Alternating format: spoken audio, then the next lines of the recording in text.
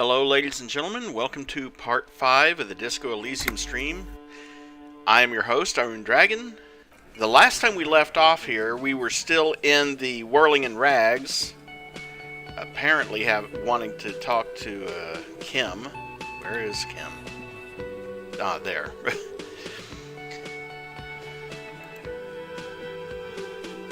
Officer, what was that? You mean the sweating and the fidgeting when he mentioned her name? Yes. Oh, wait. Hold on. Let me reload from my quick save. Hey, Mary.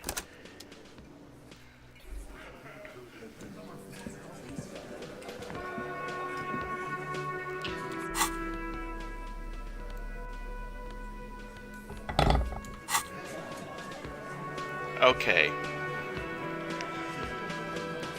I'm going to do my best to try to... Looks like the circus left town, but the clowns are still here. Titus doesn't look particularly happy to see you. Well, there is a chance, however slim, that this might work. Establish authority. Yes. Authority. Feverish thoughts race through your mind. Did you already try the gun thing? You're probably right. The others are only there for filler, to make the gun thing pop. Right. Stop shitting your pants. You don't need to know, all right? We took care of the law. Yeah. Aren't you listening? It's done. Finito. For God's sake, stop shouting! Stop breaking things in my establishment! Stop provoking those oafs! Sounds like someone's damn broke. They're not going to give you anything, can't you see? I can't have a police interrogation in here. People are trying to eat. This doesn't concern you. Of course it concerns me if you make this kind of... Easy, babes. What is this? I can't have a slap fight in my bar. It's embarrassing. We are deep in forest territory. We need to cool off and re-engage later. Everyone can see you picked some wrong options. Next time you have to come up with better things to say. And that's the reason why I didn't want to do that. But I gave it a shot anyway.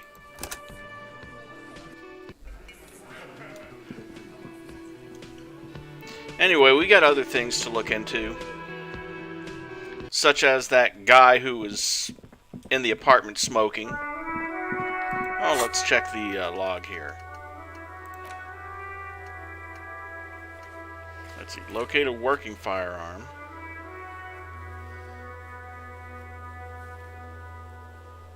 I wonder if I can... I've got the tape, I just need to play it.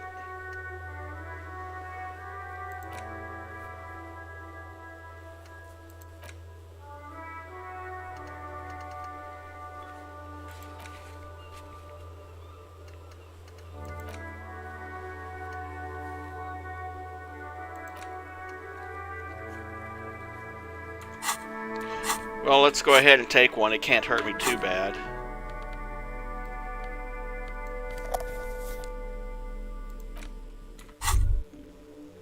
There it is.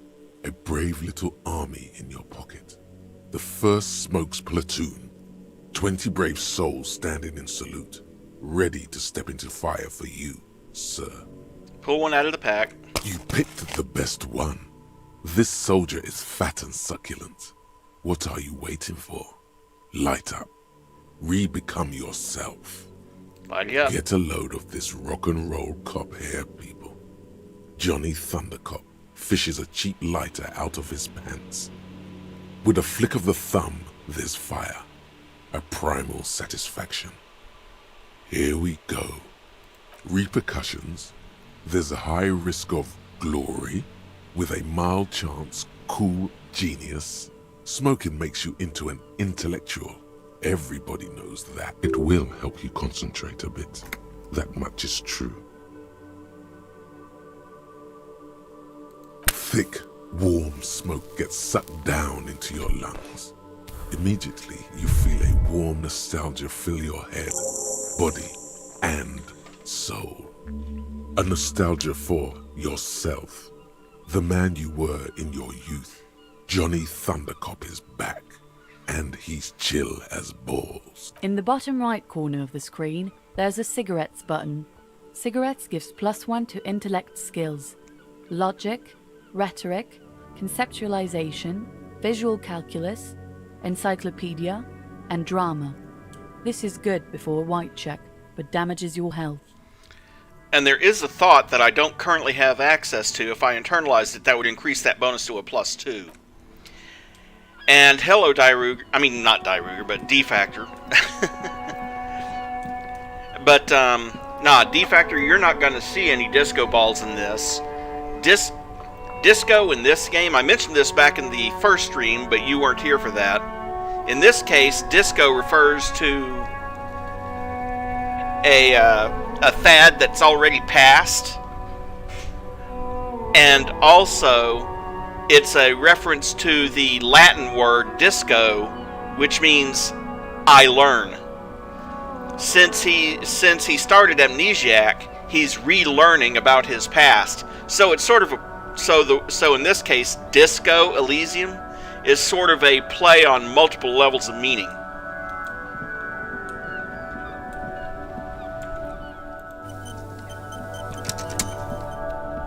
Still here. Stuck in this damn jam, my man. You seem like a man who knows about drugs. Ah, man. Me and narcotics go way back. Had some good times surfing the psychic waves of my own consciousness, you know? But those days are behind me. There are other addictions in my life now. Why the inquiry, my man? Let me be straight with you. I'm trying to figure out who's smuggling drugs out of Terminal B. We have a credible lead, sir. Someone on this roundabout is waiting for a bulk shipment from the harbor to load it on their lorry and drive it to Jamrock. Not me, man. No way. I don't need any trouble. Shit's bad enough anyway. This jam's got folks up in arms, and I'm afraid it's headed toward a conflagration. Who do you think could be conducting the drug trade then? Look, man, I try to stay away from the criminal underbelly of Revachol. I'm a guest here. You really need to find another man to probe with those questions. That's all for now. And hello, Carrie.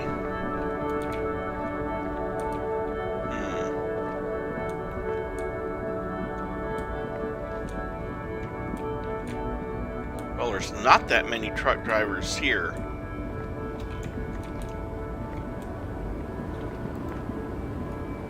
The woman still has her eye. No response wherever this... If you want her attention, you may need to be more forceful.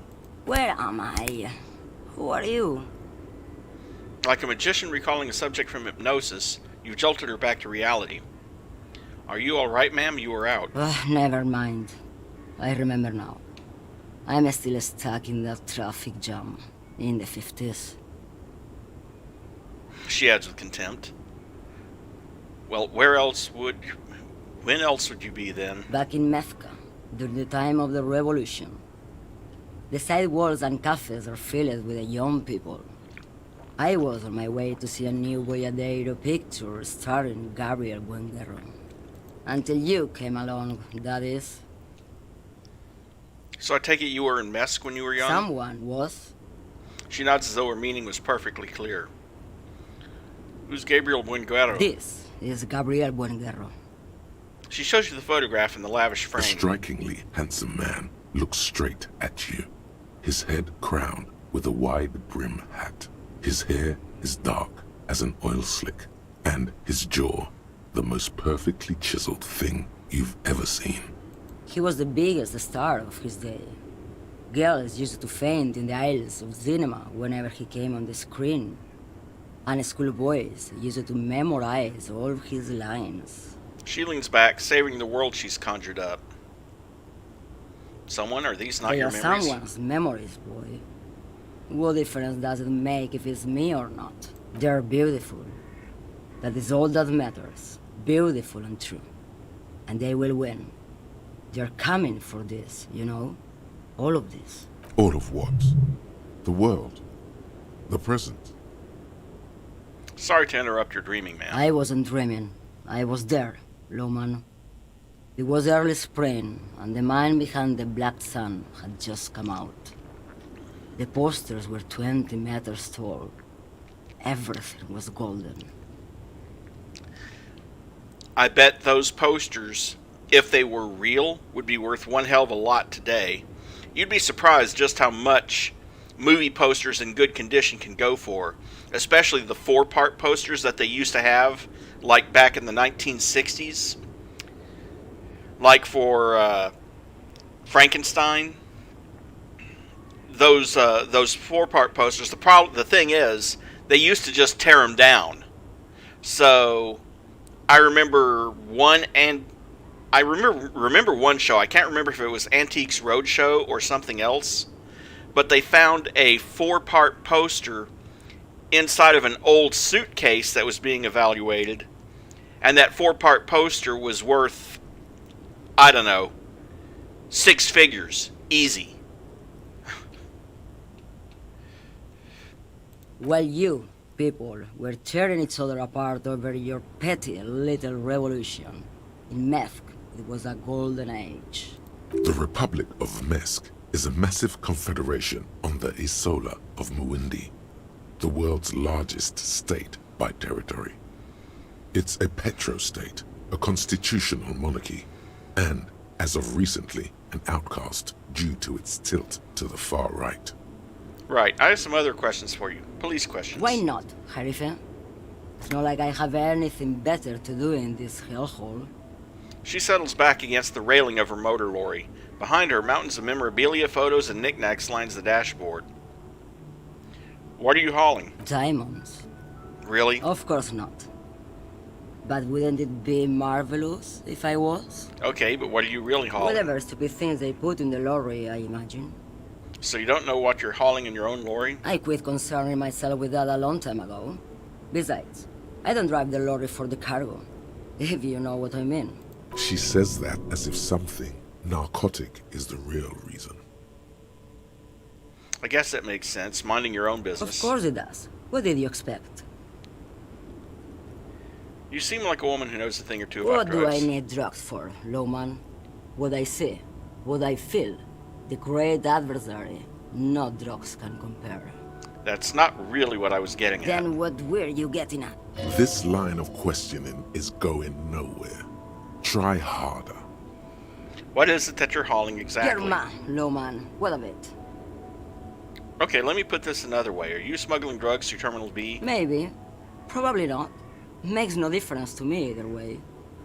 You said earlier you don't know what cargo you're hauling. Just this month, I made half a dozen trips from Saramiriza to Grat, on the U41A. What do you think they take from Saramiriza to Grat, Lowman? I don't know, that's why I'm asking It's diamonds, Lowman, obviously. Damn this. Make her answer. you. If you had to guess, who do you think is smuggling drugs around here? Easy. It's the skinny man who thinks he's a poet. Never trust a poet. Also, he's the only one I can see from here. That's correct. There is no visibility of any of the others. Okay, if you're not involved with the drug trafficking, why are you still waiting here? Where do you want me to go? This isn't so bad. I can listen to music, or the seagulls. Look at all the colors and the futures of this world. It's a good palate cleanser, this jamboree. Or I can just relax and let my mind carry me back where it will, to the Great Plains. I think we're done here, no? Yes, go. Enough jamboree. I need to get back to Mesky.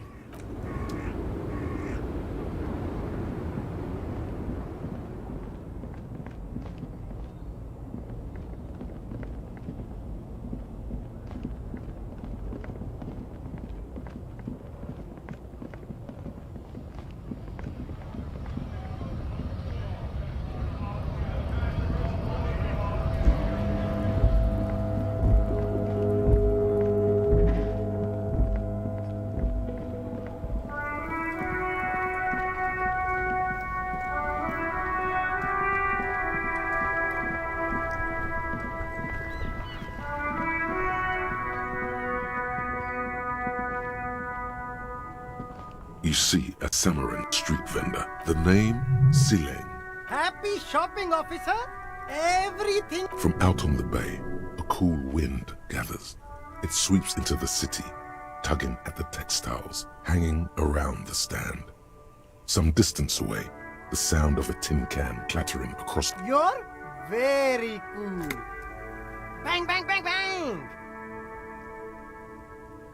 You're right, officer. 100%. No playing around then. Strictly business. Maybe I can interest you in some premium menswear instead. You mean these delicious pre-packaged shelf-stable meal kits? Really easy to cook, no hassle, really cheap too. Buy some, try them out. No problem here, officer. I get all this from one of my suppliers, an extremely reputable guy.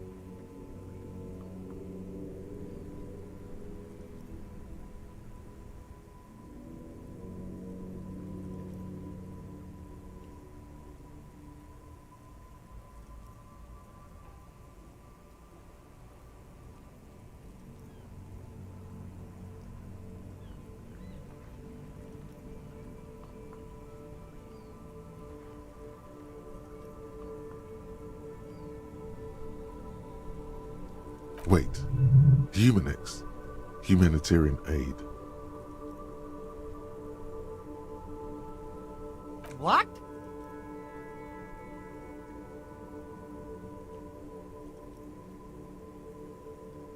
Look, officer, I'm just a retailer. You'd have to talk to my supplier if you got questions about the supply chain. That's how the game works. Interesting.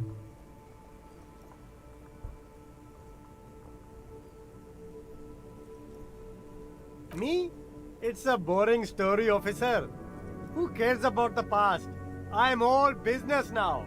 All revolution. This man probably comes from Seaside, sometimes known as the Apricot Suzerainty, an archipelago in the Samaran Isola.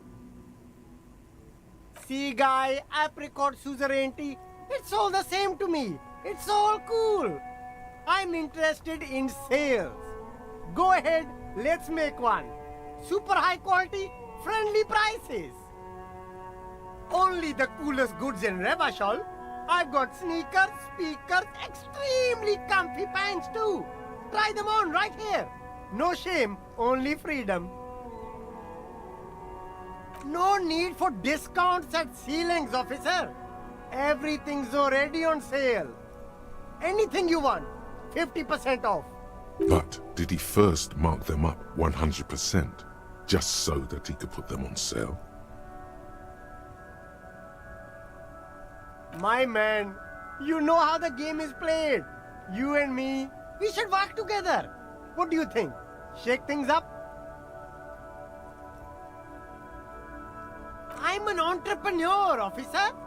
I've got sources, buyers, suppliers, distributors, manufacturers, wholesalers, all extremely cool and above board. Good joke, officer. Here we don't have permits, just economic freedom. Take a look around. You glance around the decrepit buildings, the miserable weather, the sidewalks strewn with sunflower seeds and a dust-choked air. It's beautiful. Beautiful freedom. It is, yes. Anyone can set up their shop whenever they feel like it. That's right. No permits, no bureaucracy.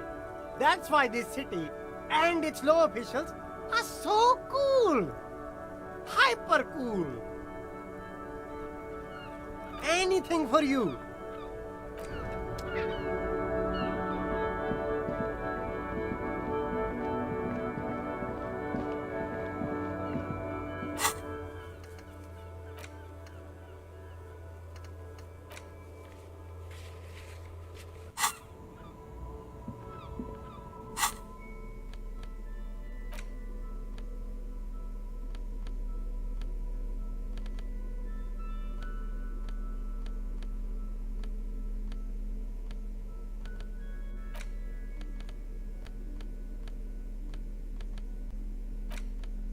There's no way to listen to the tape. A pawn shop.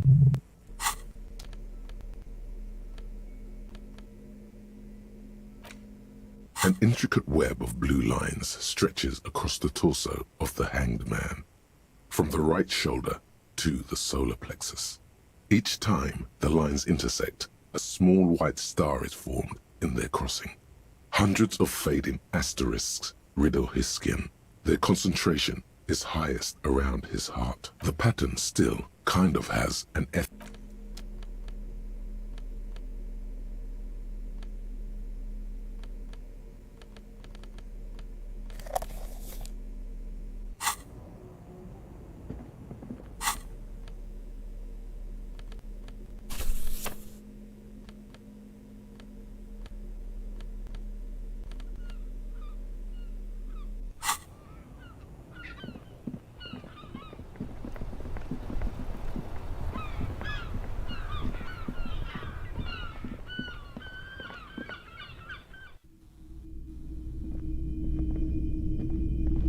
It's not often that I see officers from the RCM in my pawn shop. What can I do for you? His courtesy is not insincere, but he prefers being alone with his projector, just watching the movement of light across the walls of the shop. Oh no, not at all. I guess I haven't had many customers lately, RCM or otherwise. Who are your customers usually? All kinds of people come through here. Locals, travelers, people looking for a deal, people looking for a keepsake. People who are terminally bored. As you can see, I have a wide selection of goods for everyone to choose from.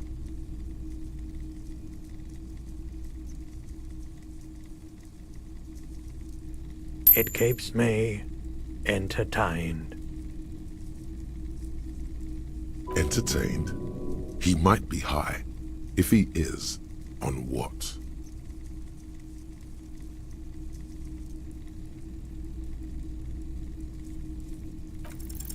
Okay, he definitely is high. Whatever it is, you've probably done it, and many other things besides. But you can't cut through the jumble of sensations to get to the answer. Looking at his wares, talking to him, that might give you more clues. Let me have a look. Anything else you're thinking of selling?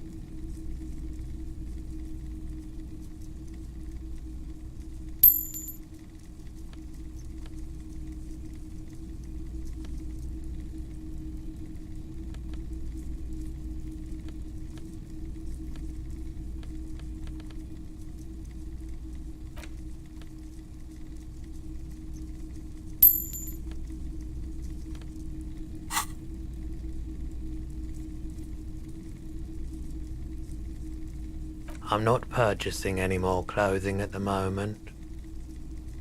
Oh, no. I don't like those kinds of objects. No sale. Aphotic paths, counter-radiance networks, anti-magnetism. It's darkness. That's all I know. Sell me something lighter, another time perhaps. I doubt it, but I can try and answer any questions you may have. I do my best to keep my distance from all manner of butchery. Bad for business, bad for everyone. No one likes to see what you have to see every day. The pawnbroker's gaze is already fixed on the dancing colors. Someone else came here earlier today asking the same question. I promptly sold her the gun you pawned a couple days back. What? Sold? This is a pawn shop, and it did feel as if you've met before. Oh God. The lieutenant shifts from one foot to another, alert. You were adamant about getting rid of it, officer. Said you were undeserving of a service weapon of the Revachol Citizens Militia, and I don't like keeping guns around the shop for long. Off the charts photon emissions, the unhealthy kind. She didn't seem like a policeman, although she kept referring to herself as a pig, which was odd. I found her interest in the gun a bit obsessive, but I was just happy to get rid of it, and of her. Truth be told, she was terrifying. Right, so let me get this right. You sold your sidearm, issued by the Citizens Militia, and now a civilian is running around the streets of Martinez with it? You're right that she could cast aspersions on the Force. We have to find her. Maybe. Shady-looking guys came in here yesterday, looking like they'd just taken off their Wild Pines overalls. They asked if I have a police weapon to sell. I told them I already sold it. They went their way. It was a trip, but you know, all sorts of people come here, asking for all sorts of things. Wait, then it might be true. Everard's claims. Maybe Claire really is tracking down your gun. My apologies, officer, but I have no idea where she was coming from or where she went. A needle in a haystack. There is nothing you can do about it right now. You'll just have to hope Everard wasn't lying and the Union can track her down in time. Of course.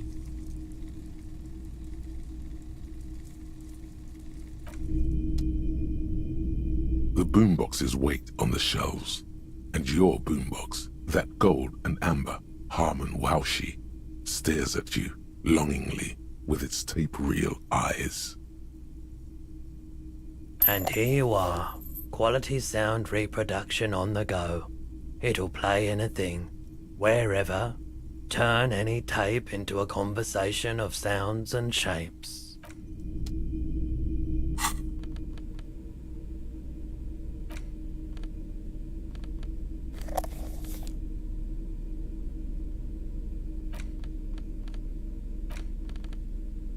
The porter reel is just what you needed. The reel's attached to the apparatus with a satisfying click. The tape is routed behind the magnetic reader. You press the large button marked Commencer, and the tape starts spinning. There's a small delay before the song starts playing. It sounds like someone's moving in the room, getting comfortable. Then the organ starts playing a simple, melancholic tune, echoing in the hallway. A lone singing voice joins in, telling you about the tiniest church in Cessons, surrounded by even tinier yard. You almost feel the seaside mist on your skin. It's mega sad. Within seconds you know, this is the one, the real shit you've been looking for. The one you trust your room to that Claudia told you about. Perform it. A click, then silence for a bit. Then the tape stops spinning. Of course you could sing this.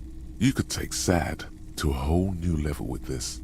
And you already know the lyrics since you've listened to it like 1,000,000 times. Yup, they're all here. All 3 verses. And the B-side of the tape contains the instrumental version. It's like the world itself is telling you to do it. Only one obstacle stands on your way. Gart. You have to convince Gart to let you sing karaoke in the whirling. After you've won him over, you can express yourself. Let the pain out. Make everyone understand. The lieutenant looks at you as you remove the tape from the boombox. He doesn't say anything.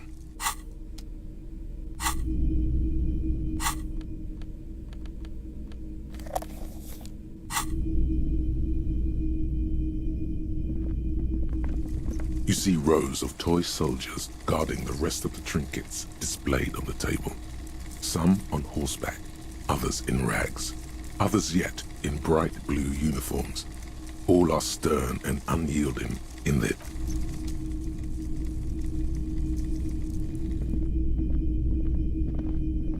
A typical Martinez streetlight sits among assorted... 700. A bargain? No, it's not. He's trying... Hey, I don't know where... All the old...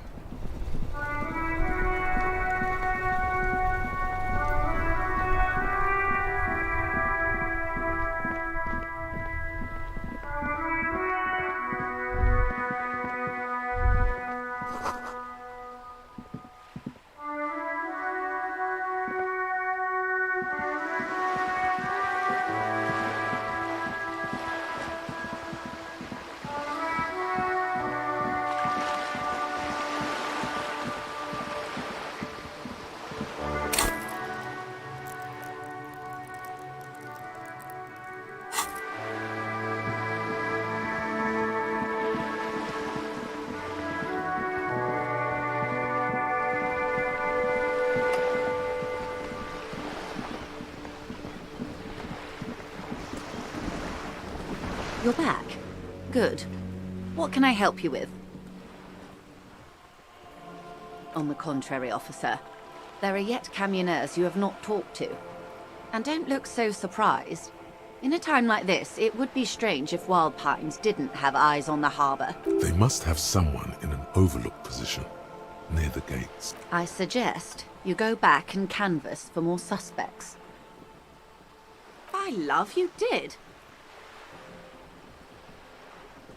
Fast, observantly, like an electronic printer. Pleased to meet you, Lieutenant W. Freighter Dubois. I am glad to see a man of high qualification. The situation is precarious. What can I help you with, Lieutenant Freighter? How about you share your information on the lynching, now that you've seen his badge? The goalposts have moved, Lieutenant. In the absence of the badge, I have informed my employer there will be a probe. I cannot rescind that promise. To my knowledge, the drivers are still at the roundabout. I will tell you everything I know when you've finished with them. I am glad to hear that. Because let me tell you, we are in dire waters. The sooner the probe is finished, the sooner I can share crucial information with you. Now, is there anything I can do for you in the meanwhile? Tea, perhaps? More lessons in basic reality? My favorite part of the day. Go ahead, ask me anything. A bird? A sphenicid? A flightless bird of the polar regions? Ah. This is the pier of Rue des Saint-Ghislain, 33A, where the tenants have been kind enough to rent me a slot or two. A pre-revolutionary tenement. Old buildings are called tenements, you see. And new buildings, bâtiments. After les bâtiments nouveaux. But 33A and 33B are not nouveau. They're old. This one used to be 8 to 10 stories tall. A real high-rise by the standards of the last century. Built to mirror the skyscrapers across the bay in the Delta. That was before the war, of course. Mostly the urban middle class, I believe. This was once primo real estate, before the cannons lopped 4 or 5 stories off. Splat, splat.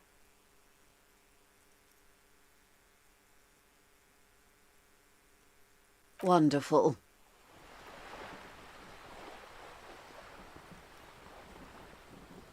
The girl in the old lady rags? Looks like a sullen and rebellious member of a teen infraculture. Yes, you and I belong to the supraculture. We're common, the herd. The music on the radio, the food in the chain restaurant, those are all too popular for the girl in the old lady rags. She prefers a fantasy world, an infraculture with its own dress code and vernacular. It is an illusion, I'm afraid. There is no refuge from the supraculture. Young people who dye their hair funny colors and wear old people's clothes are stupid, and their little rebellion is self-defeating. All right. What next? I am the vilest of the vile. A traitor. A devourer of nations and infants. I am an ultra. She raises the corner of her mouth, smirking, revealing a canine. It's sharp. An ultra-liberal. It's a type of liberal. From the revolution. It's, not the moderate kind. No, not like me. I am the nether creature of the Forbidden Swamp who pushed the king under a shitwagon and betrayed the revolution. Are you liberated enough to offer up your home on a plate for financial colonists? No, I think not. Tell me, now that I've uncoiled myself, do you find me frightening? In her green eyes you see a mixture of truth and self-satire. Decades of guilt and pride. Forgive her, but only because you like pearlescent teeth and those light green eyes. I do hope so. I do hope we're able to remain collegial despite it all. Tell me, when you look in the mirror, do you not see a monster staring back at you? When the dust settled, the liberals were the only ones left to clean up the mess. By virtue of their survival, they were handed enormous power to shape the future. This was all our last generation managed. With due respect to our overlords, the eternal caretaker government that keeps Martinaise a monument to the efficacy of its artillery. While a gentle wind sweeps the streets in the rebuilt east, light drizzle washing it clean, lights go up and motor carriages circulate the tracks. I would not have relinquished sovereignty to the Coalition. Not here in Martinaise, and not in the Stella Maris or Delta Beachheads either. If not for my own sake. She realizes her small, cold fists are clenched. She loosens them. Then for my daughters. We had an obligation to defend our sovereignty. We should have burned the whole Isla down rather than let them have it. Yes. Whatever else I am, I'm also a mother. And a wife. Now, shall we return to reality? Glad to have been of assistance. The little that I know. Anything else?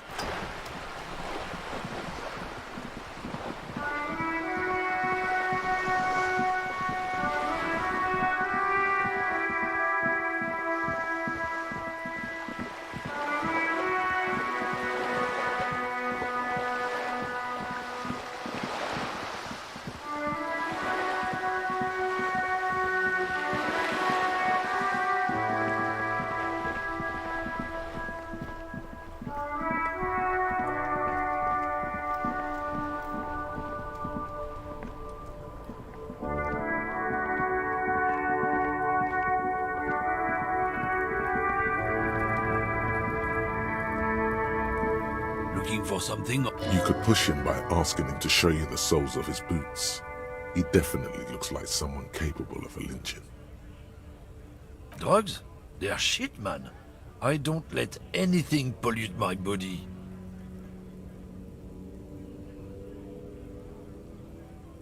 You know where that shit comes from?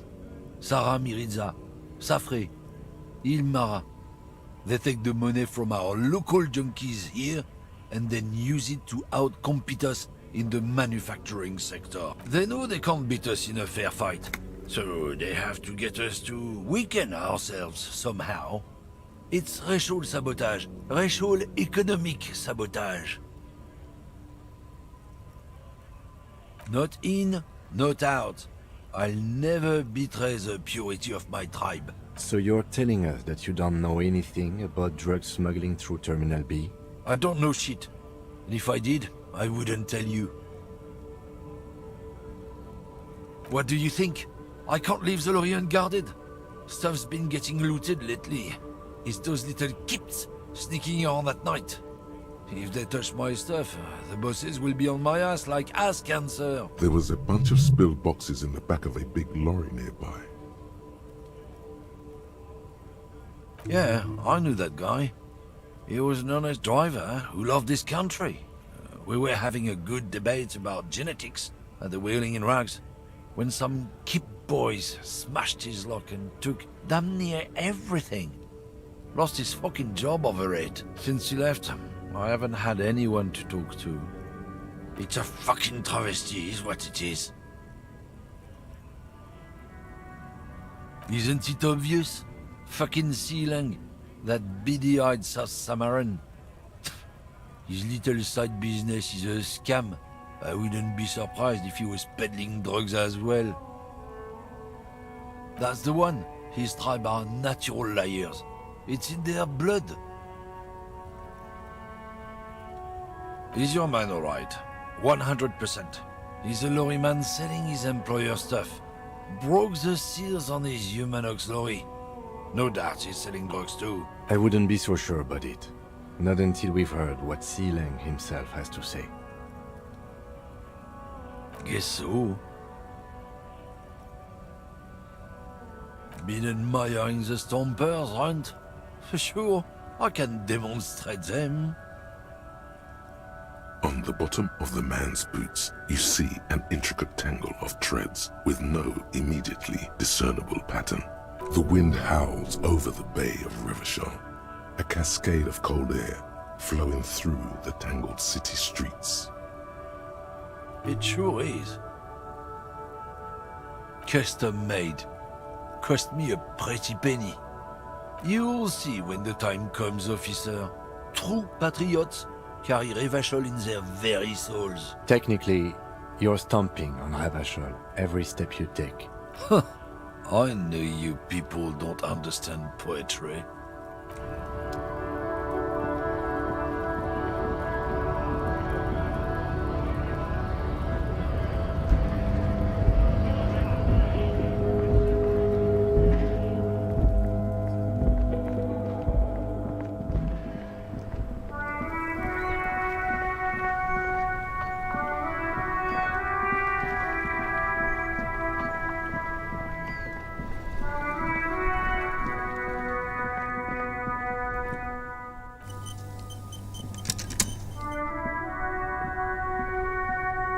Coming back!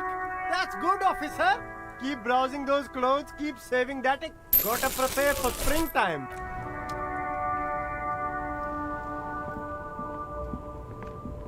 The shine on these sunglasses lasts a lifetime, officer. 100% guaranteed. Abort. These are hideous. Damn, officer! They're perfect for it's going to be... No, you are definitely not buying those. Are you sure? But they look so good on you. You should think this through, officer.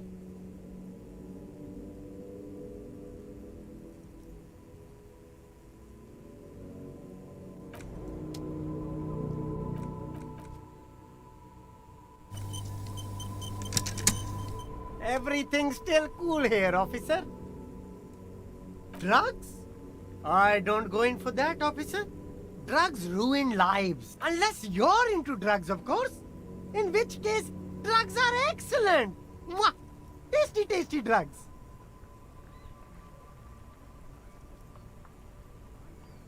That's so cool. You investigating the local drug trade like some cool narc? But I am not a lorry driver. I am just a street vendor. I don't know anything about that. Who said that? It's the fat racist, right? I bet it's him. He has an agenda against me because I'm an immigrant who works harder than he does. He's a hater. So you admit you're a lorry driver? No, I just said I work harder and he's an asshole. I'm... Realizing he can't get out of it. Smart man. Okay, maybe I'm a lorry driver too. A little. But that's not the most important thing about me. That's my day job. This is my dream.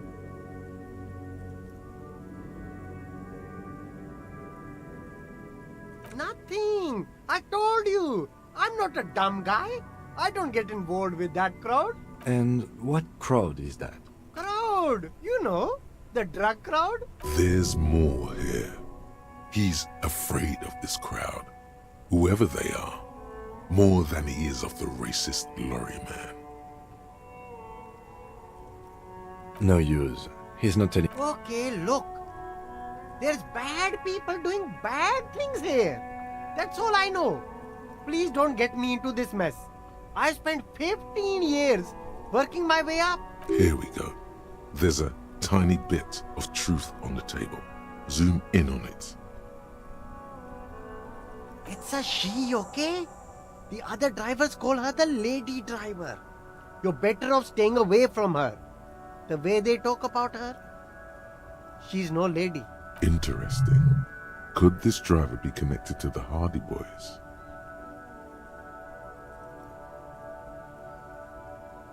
I don't know. Maybe. If she is, I haven't gone near her. I don't get involved. I told you. All of them. I don't know. I told you all I know. Are we cool now? I really want us to be cool now. Who exactly is talking about this lady driver of yours? The racist or the other one with the tattoos? All of them. Even the ones who've left. I don't hang out with them. I don't remember who has tattoos. I don't know. I'm not local. I don't know anything about that. All right. I scored. Let's cap this off with a purchase. You can walk away from here with funky sunglasses, detectives. Both of you. You deserve it.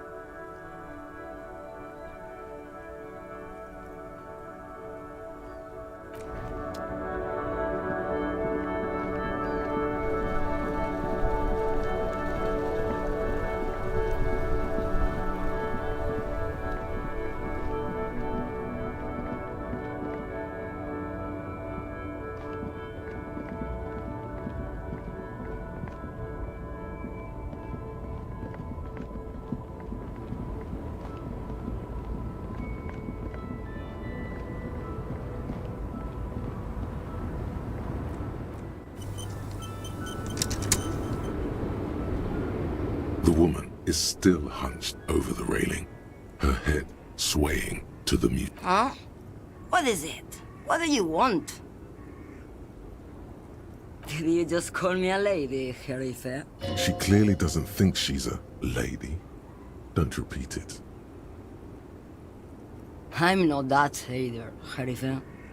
I've gone too far from it all to remember what was between my legs. It doesn't work like that on the long haul. I'm only terrifying to small children and to those who used to know me.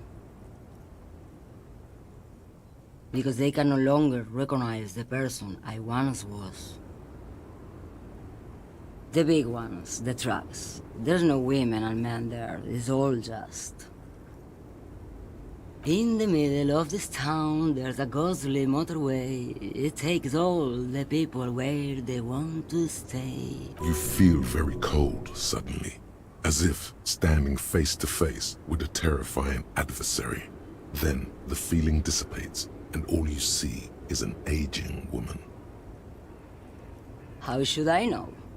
Do I look like I spend a lot of time with the other communers sniffing around, when I have my movies to go to? Oh, Sim. Of course not.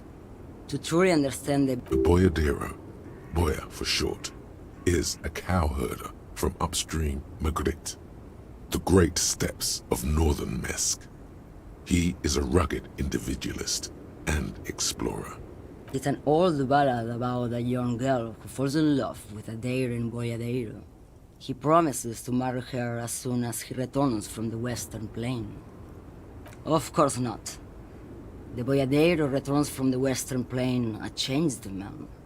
One night, as he and his beloved are out walking along the river Maigret, she pleads with him to give up his riding and settle down.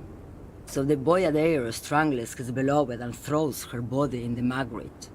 Then he rides off, because the Western Plain is calling to him. You have to understand, a true boyadero needs a whole horizon to himself. He can't be tied down by man or woman. His beloved was selfish. She didn't know what it meant to love a boyadero. She's just a distracted... So he doesn't think she's the lady driver? You hear that, Lowman? I don't think your partner likes you spending too much time with me. Nothing. I just don't think she's connected to anything. Oh, don't worry about me. I'm one of the best camioners around. I drive routes no one else will. Lomonosov's Land, Udajnaya Zemlya, the Western Plain. A terrible cold comes over her, rattling her teeth as she stares inward. The Transcatalia Magistral. You for 1A. Adestradas do Mirador. All the good ones. The deep trenches. Where the bluebirds fly.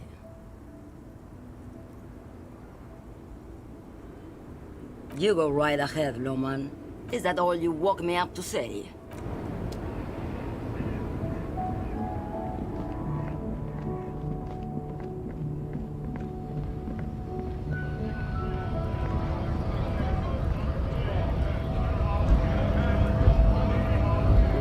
Right to work!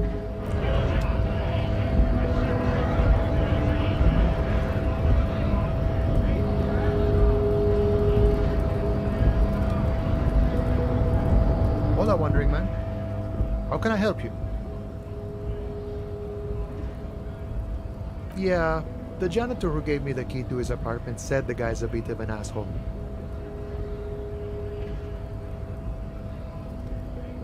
Like I said before, I don't know much about this weasel, but the bossman said he's a real piece of work. Thanks for helping out, friend. Los Ardis?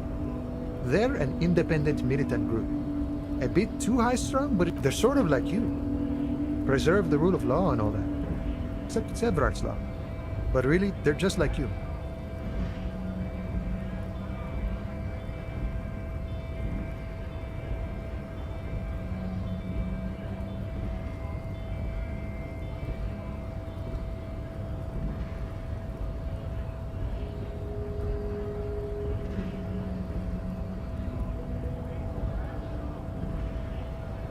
Is he actually comparing you, an officer of the man whispers?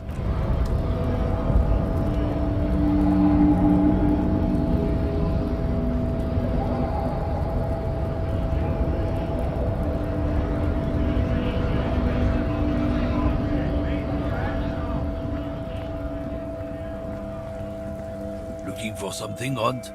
Come to tell me to fuck off again? I don't know what you're talking about. He did something. He stole his employer's goods and another lorryman's job. You should be thankful for the tip. He's been expecting this. He's really puffed himself up. Listen up, fuckwits. You don't scare me. You cops don't run Revachol West. You don't run Martinez. You don't run anything. No. He means La Puta Madre. A legendary, and not in a good way, crime boss from Jamrock. Controls what is probably the most powerful organized crime outfit in Revachol West. Yeah, him.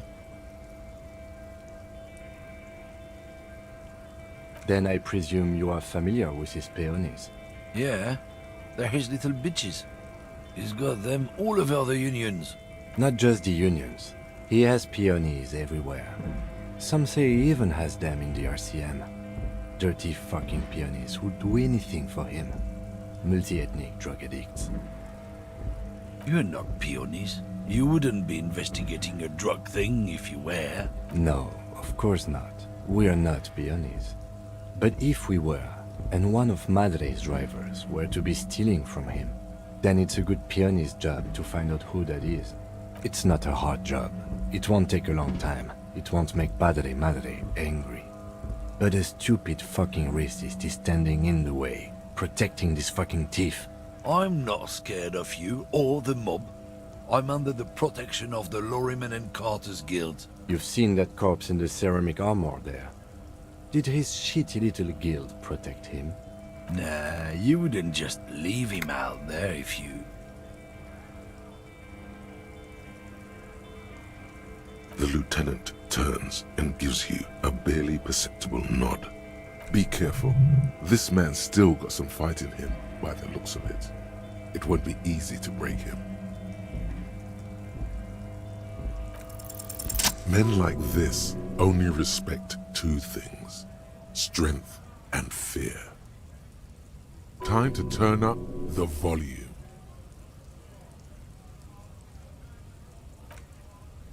Fuck you, I told you. I'm not gonna... There. His voice grows smaller as yours.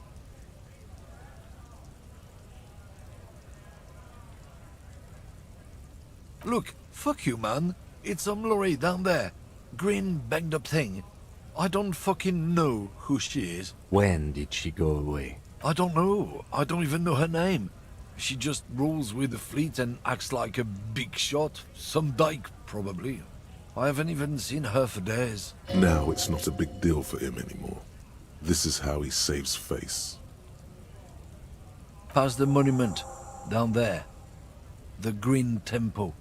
Now leave me the fuck alone, okay? A small temple by the monument. Green. Let's get into that lorry.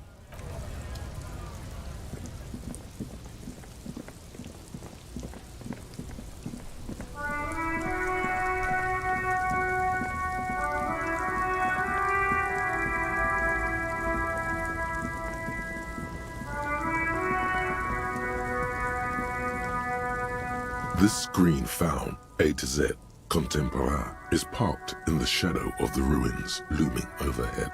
It's seen better days. This must be the one he told us about. Unless he was lying. The glass on the side windows is tinted and covered with dust. You can barely make out the shape of the seat and two steering levers. The door is locked. The handle looks shiny, like it's recently replaced. There's no pick in this lock. The owner has put special care into it. It's a recessed design. Use the pry bar to smash the window. Open it from the inside. I don't know how good it is, but this investigation has taken long enough. We can't afford it to take any longer.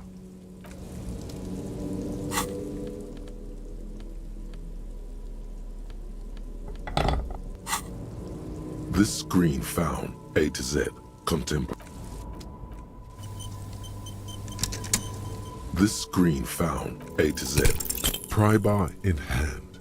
Goddamn maggot, looks like the window might be shatterproof. You may have to rethink your approach. Another futile. This has been hard enough. He smashes it into the window.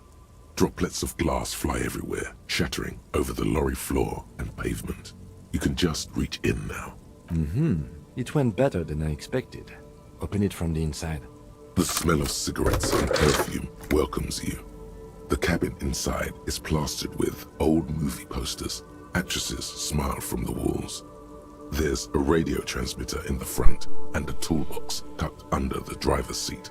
Some tools lie scattered near the Alright, pedals. sleep well, D-Factor. Well, let's see. Now that we finally tracked down who the lorry driver is, I admire the These posters. are movie posters featuring starlets from long-forgotten films from the 20s, the teens, even the 90s of the last century. One of them particularly catches your eye. A centerfold of an ingenue attached right above the back seat. Study the actress centerfold. is draped in a sheathed dress, one of her shoulders bared. The faded remains of an autograph run across the poster. She's looking past the camera. Wait, doesn't she resemble someone you know? But you can't put your finger on whom exactly. This is Tijon, a starlet from the dawn of cinematography, less known for her talent than her tragic, untimely death. What happened to her? She wasted away in a drug den called the Door to the River, not far from here, on Boogie Street, a mixture of cocaine and morphine. She was afraid of the world and the camera, too. The actresses and the rear actor all smile you a warm goodbye. A radio transmitter is attached to the dashboard and a toolbox sits under the driver's seat. Examine the Looks radio. like the frequency dial is absent. It requires a key to work, but the key has been removed, likely by the missing lady driver. Strange. There are so many radio stations saved here. Must be over 100 at least. Why would anyone need so many radio stations? For contacting an entire fleet of lorrymen, for example. This is all shortwave, UW and UKV. Looks like we are dealing with an impressive organizational tool. The nerve center of a huge operation, with quite a range too. A 20-kilometer radius at least, perhaps extended by an attachable antenna that's not here right now. Is there anything we can do with radio? Doesn't look like it. It's completely inoperable without a dial key. What else The is here? smell of 1,000 cigarettes, some dead actresses, and a rusty old toolbox under the seat. Check the You pedals. wedge yourself under the steering wheel to get a better look. Seems like the few tools lying around here, a hammer, a pair of pliers, a rusty wrench, have been casually thrown there by the disorganized driver. But one odd detail does catch your eye. A piece of sandpaper has been glued to the throttle. Sandpaper adds extra grip. Looks like the driver has glued a piece of sandpaper to the throttle to offer some extra grip. Sandpaper? A novel technique? The sandpaper would also rub off the pattern from the driver's right boot sole. Yes? One of the footprints at the crime scene had an aberration. One sole was smoother than the other. Which means that the missing lady driver was present at the lynching. First the drug smuggling, now this. How deep does this rabbit hole go? Now we know for certain who's the missing 8th person at the lynching. Do you think that Hardy and his boys could also be involved in the drug operation? That would fit what Joyce told us, but I don't want to make any assumptions. Understood. We should still go and see what Titus has got to say on the matter. Are we finished with the lorry? The movie stars are still smiling from the walls. A metallic drawer slides out from the seat. It's empty, except for a folded newspaper. Unfold the It's newspaper. an issue of Petit Ferique from last Wednesday. A piece of paper falls out from its pages. Pick up It the looks note. like an article ripped out from a radio enthusiast magazine. Complex mathematical equations explain the basics of something called the Ulan frequency system. These formulas look oddly painful. Maybe it's the hangover, but they give you a headache. The Ulan frequency system? I've never heard of that before. I know of FM, AM, UKV, but... Push in the The pulling pulley toolbox toolbox. slides back into its nest. You close the rusty old lorry door. Great. I think we got everything. A word, detective? Before we return to Joyce? All right, we've finished here. Let's quickly debrief and go over what we found, so we don't do it in front of the company rep. What do you think of all this, Kim? Honestly, I'm quite worried by what we've seen so far. The evidence seems to point to a rather extensive and well-organized operation. I don't know what bug that I found. The main reason I decided to not go ahead with the report is, well, come on, it's 3 years old. Do you think they're still supporting it? I'm especially intrigued by that radio transmitter, particularly Or the sheer more number importantly, of you think they're still stations it bug can fixing? connect. Looks like this alleged drug trade casts a wide net. This means it's well funded.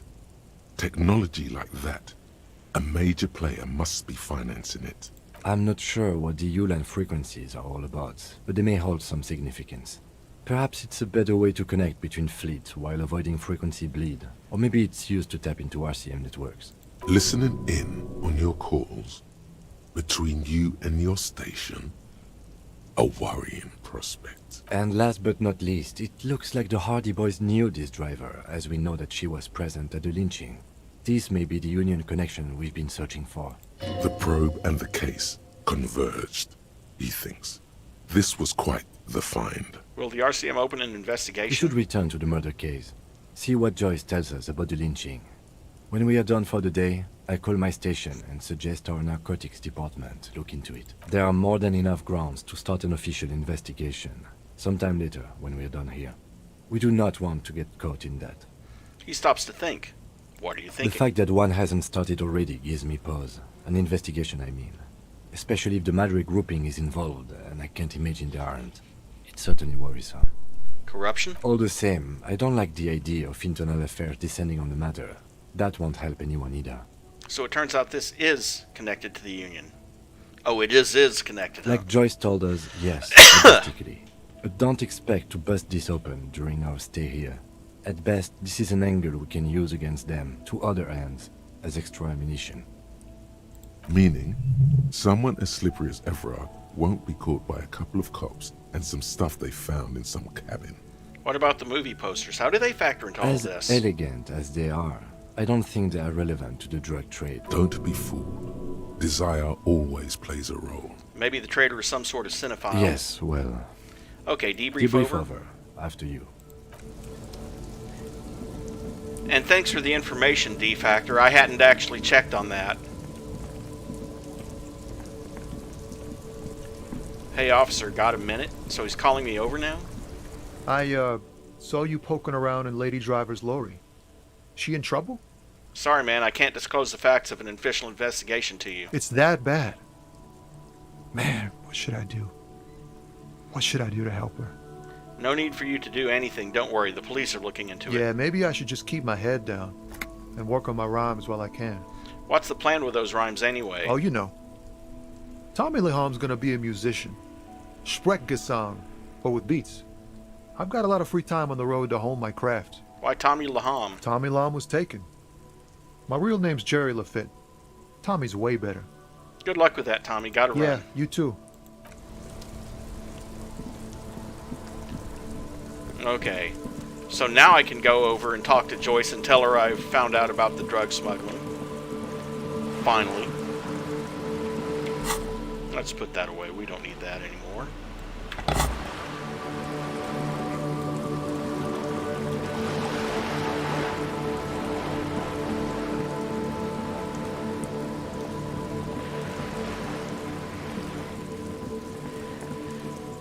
But going back to the bug, it didn't crash the game, so I can only figure that it's probably some minor animation bug, like a bird didn't animate properly or something like that. You're back. Good. What can I help you with? Not an umbrella, I hope. I don't need one myself, you see. She pats her wet raincoat. All around you, rain keeps falling down. On the wooden boards she's standing on, and on the water around you. I could use a coat like that. The rain is freezing. Sadly, I need this one myself. It's hydrophobic, repels water, almost magically. The company makes them for offshore platform personnel. Very sturdy. What I can do for you is answer some questions. Nothing like talking to pass a rainy day. I spoke with the lorryman at the roundabout. Yes, my eyes on the harbour have sent word to that effect. What have you discovered? Wait, where exactly are these eyes located? It doesn't really matter. And I do apologize for the surveillance. Wild Pines can't afford to be blind at a time like this. In any case, it's a relief to know someone has looked into it. If I may ask, will there be an official investigation? I assume you discovered there is an operation. The lieutenant is about to interject. Cut him off. This decision should be yours. Let the lieutenant handle it. If there is an investigation, it will be part of an ongoing operation, subject to confidentiality. I am sure you understand. Of course, detectives. In any case, you've held up your end of our arrangement. I trust you with the rest. Now it's my turn. I wouldn't normally break protocol like this, but the situation demands it. If you don't solve this murder, I'm afraid we may have a bloodbath on our hands. The words bloodbath sound cold in her mouth. They taste of iron and strawberries. What was that about a bloodbath? Yes. I'm afraid this strike may descend into a small-scale civil war, with possible consequences for all of Rivershoal West. Since you are sharing, man, this is also the RCM's worst-case scenario. Then we're on the same page, as grim as it may be. Tell me again, how are the lynching and the strike connected? I have an indirect role to play, I'm sad to say. My employer experienced a momentary lapse of faith in me. In that moment, they elected to deploy a private military contractor as an insurance measure. They called it my security detail. A momentary lapse of They were faith? dispatched after I relayed the union's initial offer. Every worker... A member of the board. I tried to convince my employer it was simply a piece of rhetoric or a joke. They did not appreciate the humor. Do you need a security detail? Absolutely not. These mercenaries are muscle, pure and simple. They are meant to intimidate the Union into surrendering. Who are they, exactly? Crenel, an Oranese military company. As far as I know, 3 arrived in Martinez. They report to me sporadically, but they do not answer to me. To be frank, our relationship is deteriorating. They wear ceramic armor, have semi-automatic weapons, and years of combat experience. They also have trauma and stressor disorder, and no idea how to conduct themselves in an urban civilian environment. So, what happened? The story is, one of them, the colonel, I don't know his real name, sexually assaulted a local woman while he was drunk and separated from his unit. This allowed some of the more militant Union members to subdue him. He was taken out behind the whirling in rags and lynched last Sunday night. What then? Mr. Clare refuses to let me into the harbour. I have not been able to discuss this matter with anyone there. The remaining 2 Crenel contractors carry out their orders, for now. For now? It's a smokescreen. In secret, they are conducting an independent military tribunal into the lynching. Once this investigation is concluded, executions will follow. What is the nature of this so-called investigation? Whether to execute one, some, or all of the Union militants. It will be all of them. The decision is already made. You've made a mess here. It was the Union who strung him from that tree. My hope is that you provide a single concrete suspect before Crenel indiscriminately pick theirs. Simply put, She grabs hold of the main cell. if you don't pin this on someone good, and do it fast, they will identify and execute everyone present at the lynching. This in turn will force the Union to respond. They would have to project strength and power. The Debardeurs have over 2,000 men. It will be 1,000 to 1. Have you ever seen a hornet invade a beehive, Lieutenant? It's not pretty. The Serai's giant hornet, the world's 2nd largest insect, can kill 40 honeybees a minute, while a group of 30 can decimate an entire hive of 20,000 bees in less than 4 hours. These men work in tandem using semi and fully automatic firearms. Their armor is virtually impenetrable to muzzle-loaded weapons, even yours. Most Union workers don't have guns at all. The muzzle loaders need to be reloaded after every 1 or 2 shots. The automatics every 1 or 2 minutes. As I said, a bloodbath. Maybe a good bloodletting is just what Martinez needs.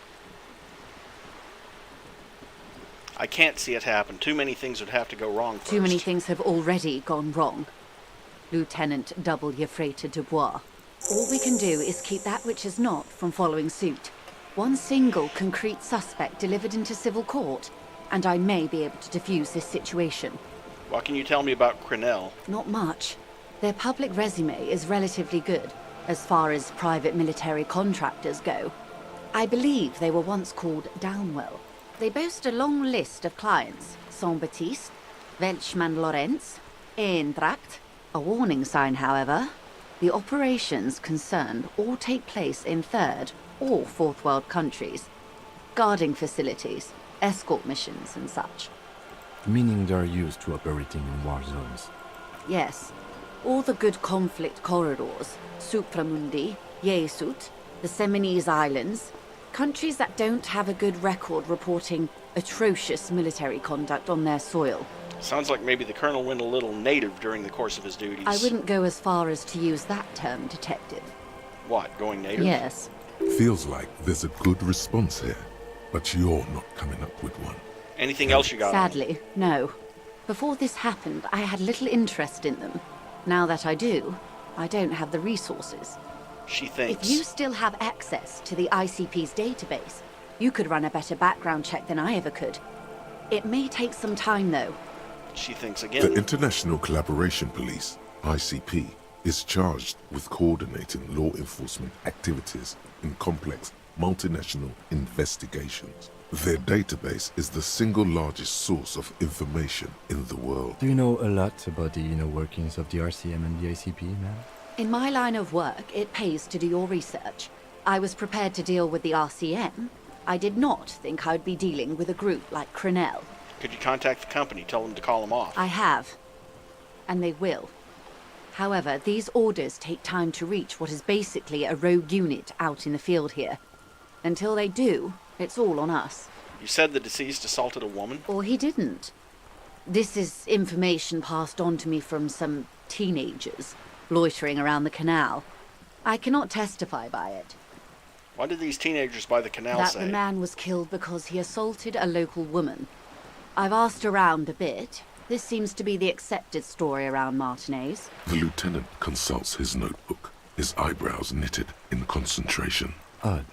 We haven't heard any reports about an assault in connection with the lynching. Where did it take place? And when? Last Sunday night, at the Whirling in Rags, the hostel by the gates. Supposedly, the colonel was drunk, maybe on narcotics too. Either way, he's alleged to have sexually assaulted a woman. Sometime later, a group of dock workers got their hands on him. And who was the woman? That's a good question, officer. I don't have the slightest idea. As I said, it's a rumor about a rumor. In any case, it's what the colonel's remaining colleagues believe. This colonel, the one who was hanged, did you know him? If you mean did I see him alive? Yes. But I did not know him. His name was? Lely. His service name. A nom de guerre, most likely. He wouldn't divulge his full name. Only one of them did. A bad sign if there ever was one. Tell me about the others first. One is a man. Corty, they call him. A nickname as well. The other a woman. Phyllis DePaul. Corty is the gunner, I believe. DePaul is a radio operator. What would you say was his eye color? The deceased's. She closes her eyes, trying to picture the man's face, then shakes her head. I can't remember. There's a pang of regret to her voice. The lieutenant was testing her, asking a small detail first to see if she knew him better than she let on. She passed. That's all right, man. Anything else? Nationality? What would you say was his age? He was 40. Or 50. It's hard to say which. He had a combat injury on his lower jaw. It made it difficult to estimate his age, or gauge his facial expressions. Indeed. This matches the dental reconstruction we saw on the body. What else? Nationality? Accent? He was, Occidental, I think. Light brown hair, a mixed accent, Oranese, or Messinian, maybe. His injury gave him an accent all his own. In a way, it was humanizing. He had to learn to speak through it. Through the injury. That's all I know, I guess. I only met him once. Where are the remaining two mercs They've gone now? to ground, as it were. I don't recommend seeking them out. For one, they're almost certainly armed to the teeth. They don't have the same respect for the Revachol citizens' militia as I do. To put it bluntly, they think you're vigilantes. Ghetto savages. It will not be a fruitful meeting. Vigilantes. You're a professional officer of the only legitimate authority in Revachol. You should show those meatheads exactly how savage you really are. Vigilantes. The RCM gets its authority from the Coalition. Where does theirs come from? Somehow, I doubt that lecturing them on the legitimate use of force will persuade them to stand down. We still need to know where they You're are. likely to run into them eventually. When that happens, I'll be in a better position to mediate if I don't appear involved. Where are these mercenaries? Only a 3% chance of failure here. One is obviously the scat leader at the harbor gates. The one chanting the idiotic slogans. He's barely maintaining his disguise. The other has a vantage point in a building south of the roundabout. They were keeping tabs on you while you were canvassing the lorry drivers. One must be the goon in ill-fitting work clothes by the harbor gates. That may be so. I still hope you heed my advice. There's no need to kick the hornet's nest. For all your talk of averting this catastrophe, the situation at the gate is a powder keg. Does this not bother you? Of course it bothers me, Lieutenant. But my hands are tied. How would my employer react if it appeared I were intervening on behalf of the Union? Your concern may be appearances. Ours is keeping the peace. One is probably in a building overlooking the roundabout. Would afford a good vantage point. In any case, it's practically inaccessible. Where is your radio for contacting them, if I may ask? Do you have an earpiece? Heavens no. I'm not an undercover agent. There's a short wave at the ship's wheel. She nods towards the sloop's cabin. I hope I can answer it better.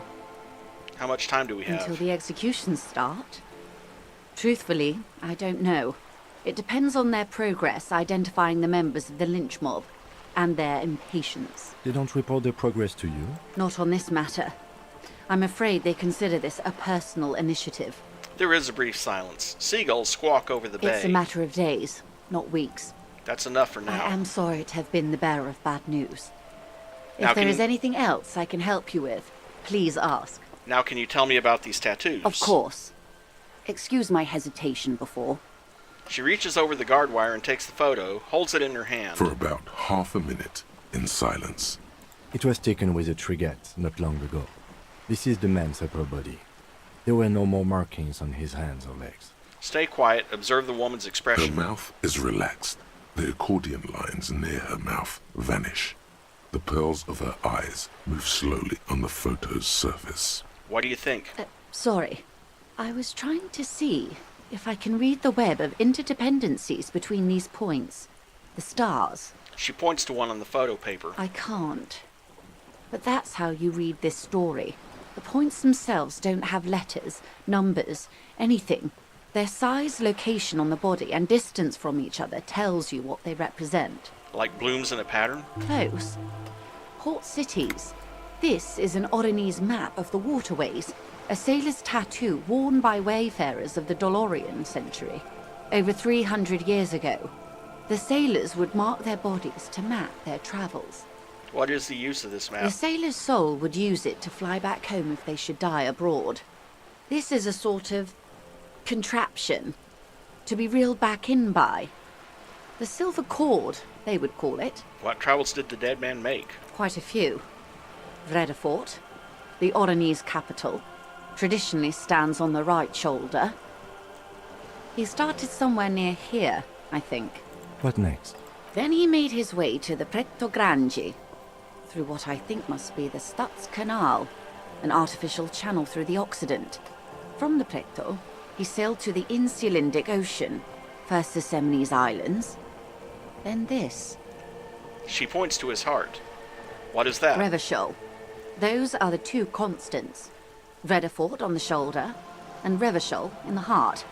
They started the tradition of these maps right after the discovery of Insulinde, at the dawn of the Interinsulary Age. You said you can't read it. I can't. This man was no sailor, and these are no ports. I can understand geographic fragments, but not their meaning. Who could tell me His more? platoon members? The other contractors, though I do not suggest you go and show them that picture. This man was their friend and comrade. Surely there are other people to ask about the tattoo. This is not necessary to complete the task, officer. It's a dangerous side task. Search elsewhere. Challenge accepted. I say we do it. You're right, not a good idea. Leave it off the I am schedule. relieved you think so. I don't think deciphering that tattoo should come before public security. That's all for the tattoos. Thank you for your Is help. there anything else I can help you with? More lessons in basic reality? My favorite part of the day. Glad to have been hold of assistance. on. Let me quick save. I might have to You're back. save scum this. Good. What can I help you with? More lessons in basic reality? My favorite part. It remains a mystery.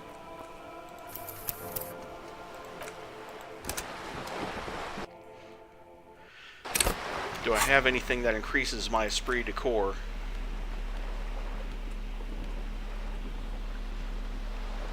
Yeah, I do. I have my disco-ass blazer, which I don't think helps. No, it don't.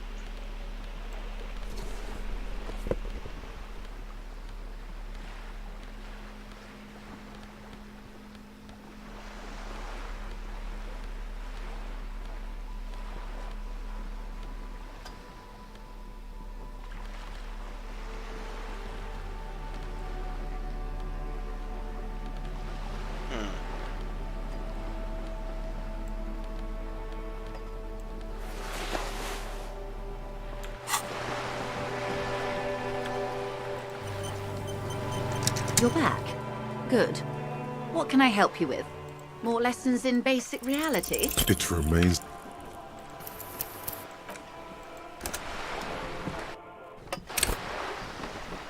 You're back. Good. More lessons in basic reality? 6 kilometers southwest, in the Valley of Dogs, Junior Officer Chad Tilbrook takes aim at a rabid black dog licking its wounds in the grass. To his left, his partner, Emil Mullins, whispers, "You heard what happened to Tequila Sunset in Martinez?" "Yes, he lost his mind," Tilbrook answers, fingers on the trigger. "Don't worry, Emil." He pulls it out slowly. Slowly now. He'll find it again. We always do. What am I? You? You're an officer of the RCM. The Revachol Citizens Militia? Preciso mundo. Good, and what is the Revachol Citizens Militia? Nothing more nor less than the de facto law enforcement body of post-revolutionary Revachol, Detective. Yes, we are the Revachol Citizens Militia. You said de facto? Yes. That means not de jure. The RCM acts in what is poetically called the twilight of international law, both at the behest of the coalition government and to its chagrin. What do you mean? The RCM's responsibilities are defined by the Emergency, Wayfarer and Aliments Acts, 3 pieces of legislation keeping the city in a, let's be honest, laissez-faire stasis to the benefit of foreign capital. All 3 are good to know when we are out policing.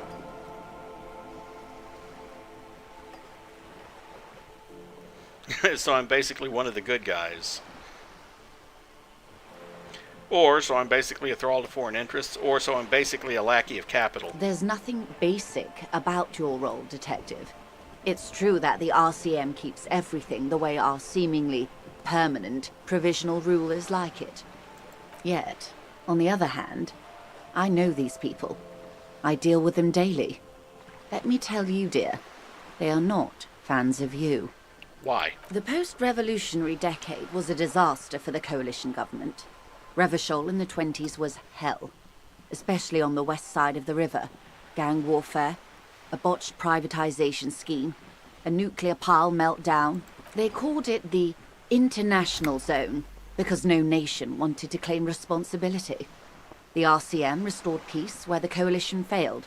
A true blue citizens' initiative. They will never forgive you. That's somewhat of an exaggeration. In reality, ours is a mutually beneficial arrangement. Revacholians get to keep the peace in Revachol, and the coalition doesn't have to worry about it. Anyway, sorry to intrude. Please continue. Yes, Lieutenant. Permit me to conclude with this. Who you are, to me, is the police. The only legitimate law enforcement authority in Revachol. Thank you, ma'am. And if those authorities drink so hard they need help recalling the basic terms of reality, well, I'm here to help. I think that conceptualization check might have to do with been of that. Assistance. The little that I know. Might have to do with that pail. I'll look that up later. See if that's it. But for now.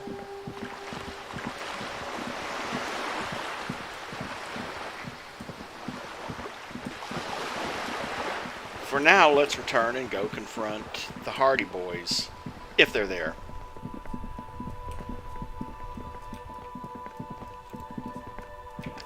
Also, wow. Okay.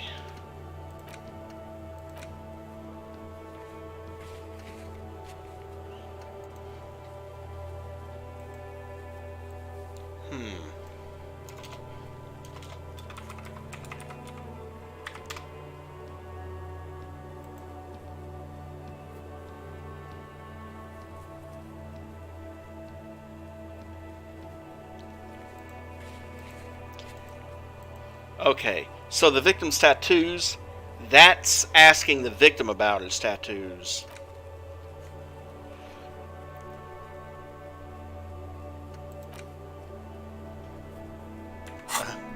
Great. Let's do this because it's simple. Yes? Tell me about the case. So, I shaved. Yes. I don't know what to say. Perhaps, What is it? You can tell me, Ken. I'm not really sure about this turn of events. I think the mutton chops might have been a better idea. They sort of seem to cover up some of the... He stops. Damage. Either way, good on you. You were saying? Tell me about the What case. do you want to know? What did your preliminary information say about it before you came You here? mean like a brief? Do you want me to brief you? Yes, that sounds 3 good. days ago, the RCM Emergencies Desk received a report about a security guard who was found hanged in Martinez. An anonymous caller said there was a dead body behind the Whirling in Rags hostel cafeteria. The cadaver had been there for 4 days. No one had come to investigate.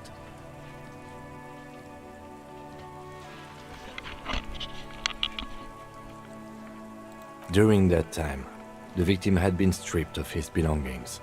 The caller did not identify him, but used the word lynching. There is an ongoing labor dispute between the local dock workers and the logistics company Wild Pines. I was told we should approach the death as part of this dispute. Why didn't we know about the caller? They didn't identify themselves in any way. The tone was muffled using a device of some sort. The desk could identify neither the caller's age nor sex. Why hide themselves? There's a strong prejudice against involving the RCM in what's seen as union matters. The dock workers' union is the de facto police in Martinez. Now it appears they've started executing too. We cannot allow that. Of course, I understand everything Just to now. be clear, we are police officers. It's our job to find the killer.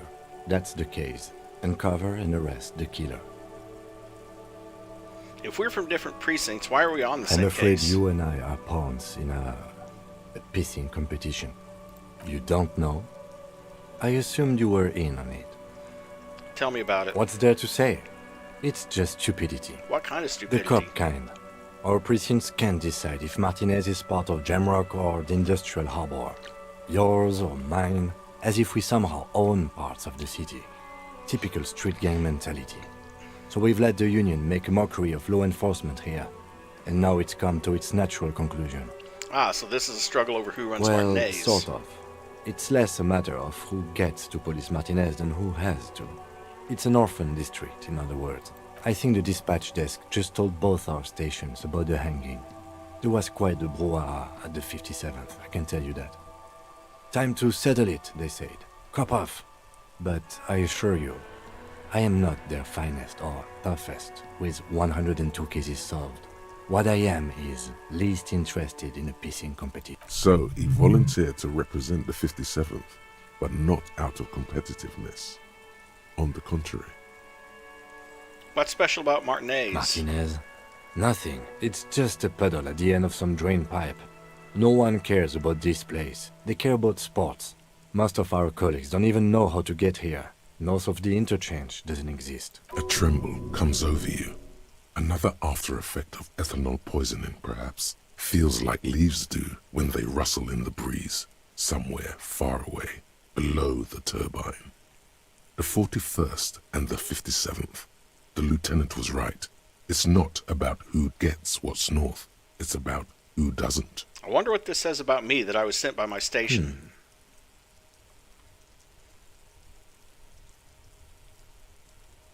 I'm going to leave why I was sent unspecified. The silence carries. So you volunteered to spoil it. Yes.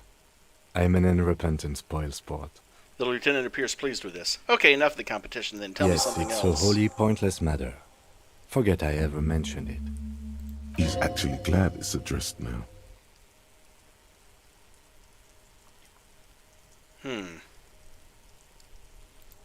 I'll talk to him again.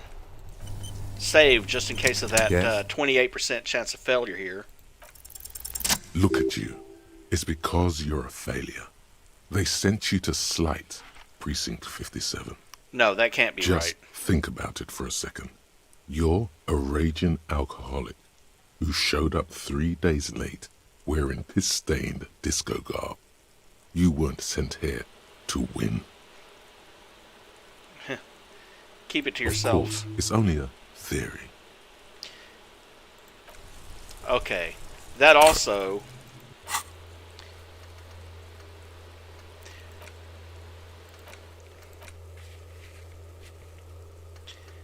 Well, poop.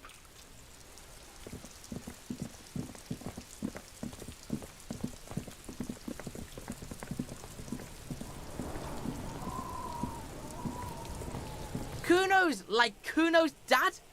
Kuno doesn't give a fuck about anything. The fuck about it? Where's the rest of his armor? Besides his cuirass, I got Kuno that. doesn't give a shit about the armor. How come? That fucking imp had one thing majorly wrong with him. He's a fucking mutant. A Do mutant? you remember how he looked? Fucking growth hormone shit. He's a giant. The armor's too big for any man. Kuno doesn't give a shit about that freak armor. Kuno threw that shit away. Oh, come on. He's just pretending that he doesn't care because he's too small for the armor. What do you mean you threw it away? Kuno tried to get the helmet on. It was too big. He performs a kickoff on the imaginary helmet. Kuno kicked that shit in the sea, rugby style. That shit means nothing to Kuno. You threw it in the sea? That shit means nothing to Kuno. Kuno doesn't give a shit about material shit. Kuno's a fucking monk. Right, you don't give a shit about material shit, which explains why you keep stealing everything. You wanna fuck on someone about that armor? Go fuck the mustached union fuck. The jolly troubadour shit at the gates. What do you mean, troubadour? Yeah, cock and boot. You know that jolly union cow fucker? Came around talking about cows or some shit? Came around pretending like he cares about cows? He means Manana, the laid-back striker at the gates. You mean Manana? Yeah, he's the one you want to talk to. He's fucking crazy about that armor shit. Coming here pretending like he likes cows. Trying to catch a peep at Kuno's armor. You're testing... Get lost, Kuno doesn't...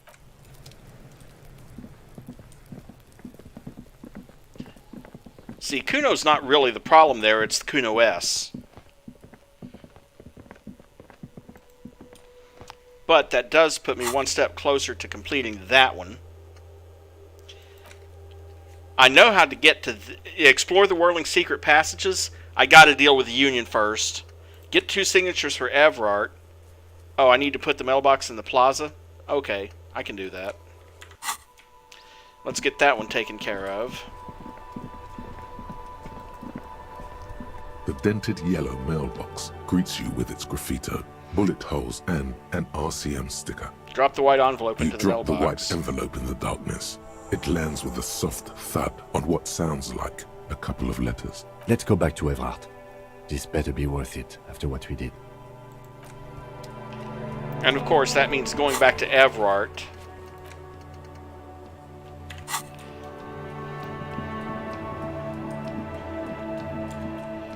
Save again.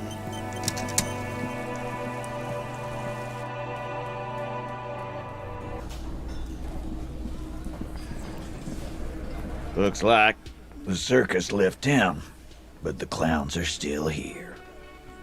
More like the clowns are back, am I right?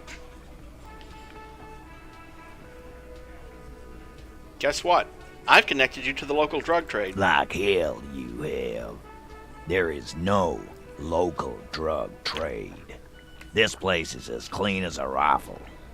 Go back to Jamrock and ask the local junkies how clean your streets are in Precinct 41 Kilos.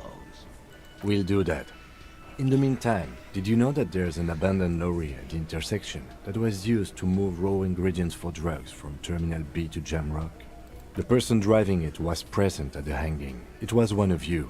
We've connected the footprints. Detective, do you want to deliver the coup de grace? The thought forms in your head, like a lightning strike branching in the sky. No, the thunder is his. Leave it to the lieutenant. No, do the honor. You've earned it. Thank you. You're right, Titus. There is no local drug trade because it's all controlled by you. You're the drug trade. That's a mighty interesting theory. I guess that's what you would need to do, theoretically. A big, strong, state-run monopoly would outcompete the runts on the street. Yeah, man. Theoretically, that's what you would do. To get rid of the gangs, the dealers, even some of the junkies. You would need good, trustworthy people to take their place, of course. Hardy men to run such a monopoly. For the good of the community, of course. So you're admitting to profiting off poisoning your own people. Boo fucking who. People will always be taking drugs. Might as well do it clean and organized. Yeah, That's what the labor movement is all about. Clean and organized. And the Hardy Boys are running it. Theoretically, of course. We're just talking politics here. My answer to your drug accusation is, how dare you? Go fuck yourself. Not quite yet, Mr. Hardy. There were 8 sets of prints on the crime scene.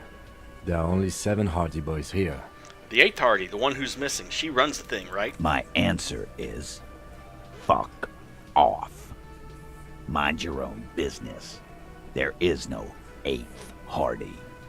I run this goddamn scene. Finally, you got something out of him. This could prove useful in the future. And here we go. Back to the usual. I know! Fatty walked on all 4s. He's so fucking fat he left 2 sets of footprints. Despite everything, the little man is quick on his feet. Go fuck your mom, Dennis. That's more like it, boys. You heard him.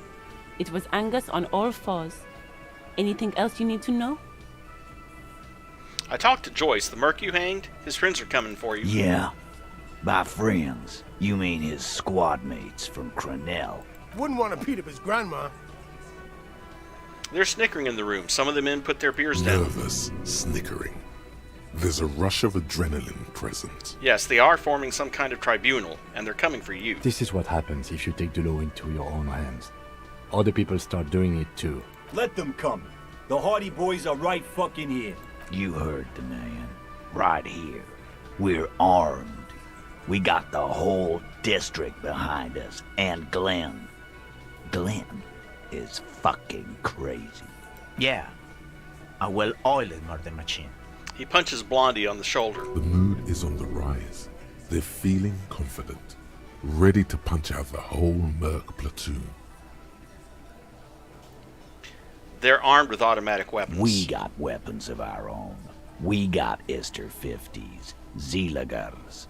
Glenn's got a knock cannon at home. Will they pierce ceramic armor? I guess we're gonna see, aren't we? See what? That they don't? Yeah. Like you've been up against ceramic armor. He takes a sip of beer to bide his time, then tries to get the last word in. You haven't even seen the whole suit, right? I've seen the whole fucking thing, and it didn't make him immortal. This Crenell is bad news. You know that, right? So are the local gangs. The fucking Barmy Army and the Madre scum. You've been out there. Seen any around? Yeah. Where are they now, huh? Sent back to Madre in an airtight cargo crate. These people are trained military professionals. Special forces, as you said. They're not a gang or a Barmy army. No, they're not. They're uncoordinated and drunk. We know more about them than you think. Joyce said they've gone rogue. Nobody is controlling them. Big fucking surprise. They hire psycho scum, arm them to the teeth, and let them loose in the city. What do you think is gonna happen? He's really prepped himself up for this. He has to keep the fear in check. Do you know that a single Seray's giant hornet can kill 40 bees a minute? The fuck is that supposed to mean? You're the bees. They're the hornets. We're not bees. We're men. We're socialists. Easy, E. He's trying to phase you. What are you trying to do? Scare my men? What do you mean? Okay.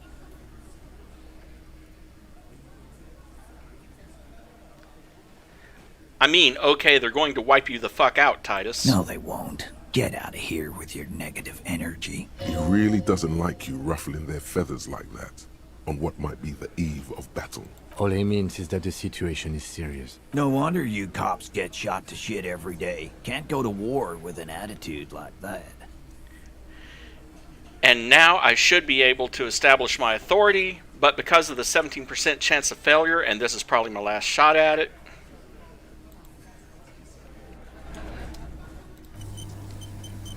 It's you again. What is it?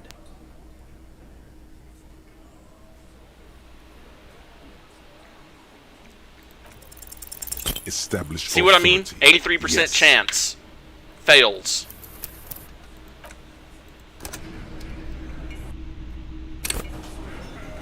It's you again. What is it?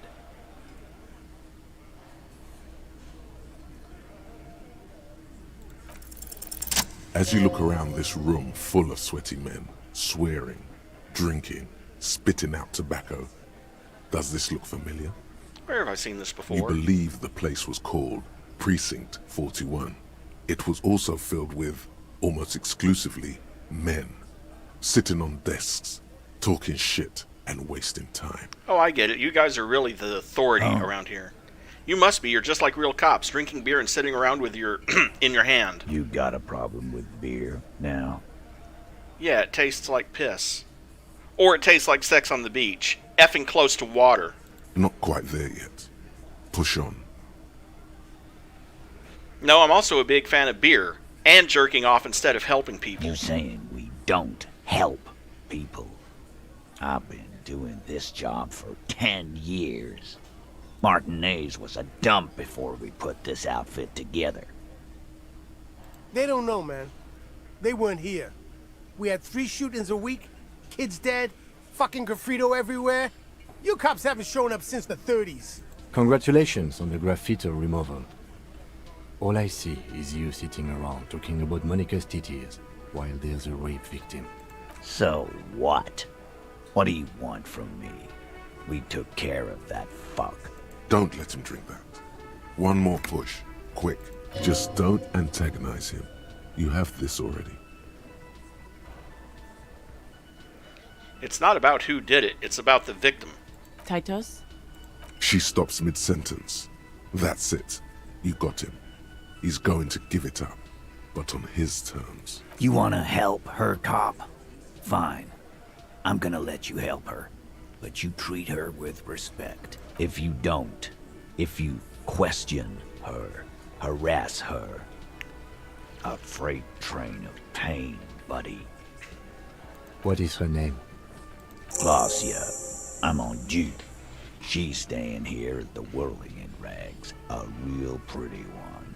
Silvery jumpsuit. Blonde. That's I'm on duty with an O-U. Shit. The girl. The girl upstairs? That can't be her. She knows you drank so hard you forgot you were a cop. Sure. Why not? You've probably seen her around. Mm-hmm. My chance of succeeding on this is not very high. Inexplicably. I don't understand. Nothing. We just have a few... Whatever you do not tell him you know her. That would sound off. So what was her relationship with Mercenary? Relationship? There was no fucking relationship. He raped her. That's their relationship. Was like that karaoke incident all over again. Or like some of the other girls he was harassing. Speaking of karaoke. Okay, enough. All of this is irrelevant to your stated investigation. So, the rape, when was He that? did it before we killed him. He's not gonna do it again. So what does it matter? It would help if we establish a timeline. All right. 2 weeks, maybe? I don't know. I need another beer. Here you go, boss. So, what is your relationship I know with her? her. He looks around and an uncommon silence fills the room. How well do you know her? Well enough, Copper. We partied. She's been here for a few months. He crosses He his arms. tries to make it sound real casual, but the muscles on his neck tighten. So she's not from around here. You mean Revachol? Nah. Our Miss Aranye disco dancer is an immigrant or a drifter of some sort. Been staying over here over the winter. Don't you give her any more trouble. She's just had some bad luck, that's all. Shut up, Angie. She doesn't need your help. Titus gives them both a look. They fall silent. What's with all the silences? It's like these guys don't know how to feel about this. You should keep picking at it. And what was up with the partying she and Titus did? It sounded fun. Thank you, we'll talk to her. Remember what I said. Freight train of pain. For you, maybe. Remember, I took out that musclehead at the...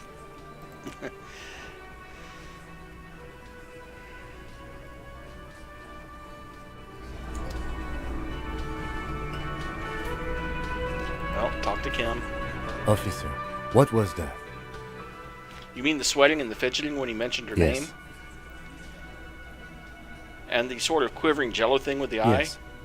I think I know that woman. The victim? Is there something I should know before we talk to her? I met her in the hallway after I woke Understood. up. You were not in good shape on Monday. She knows I did some pretty crazy stuff before I passed out, and not very mentally So healthy. she overheard you? Or did you party together? She overheard me listening to music and doing weird things. Anything else? She knows I didn't remember being a cop. Okay, that's manageable. I asked her where we are, what city is this, maybe even what year, something That's like clearly your interrogation technique. Anything else? that. Nothing, let's move We'll be on. alright, Lieutenant. You feel fortified by his assurance. It's going to be all right. I wander.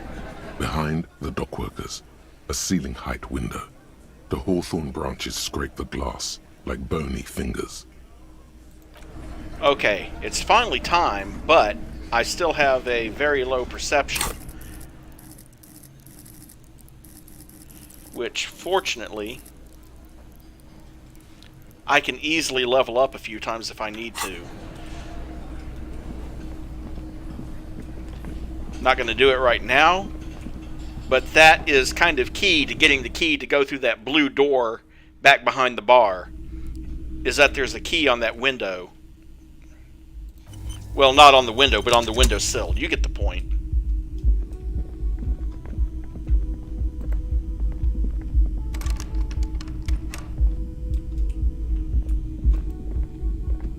The door is closed. Knock. Who is it?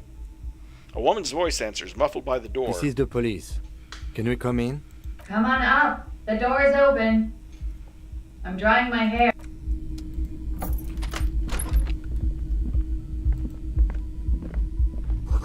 Hotel bill calculations. Looks like she's had an extended stay. Piles of dirty clothes. A woman's.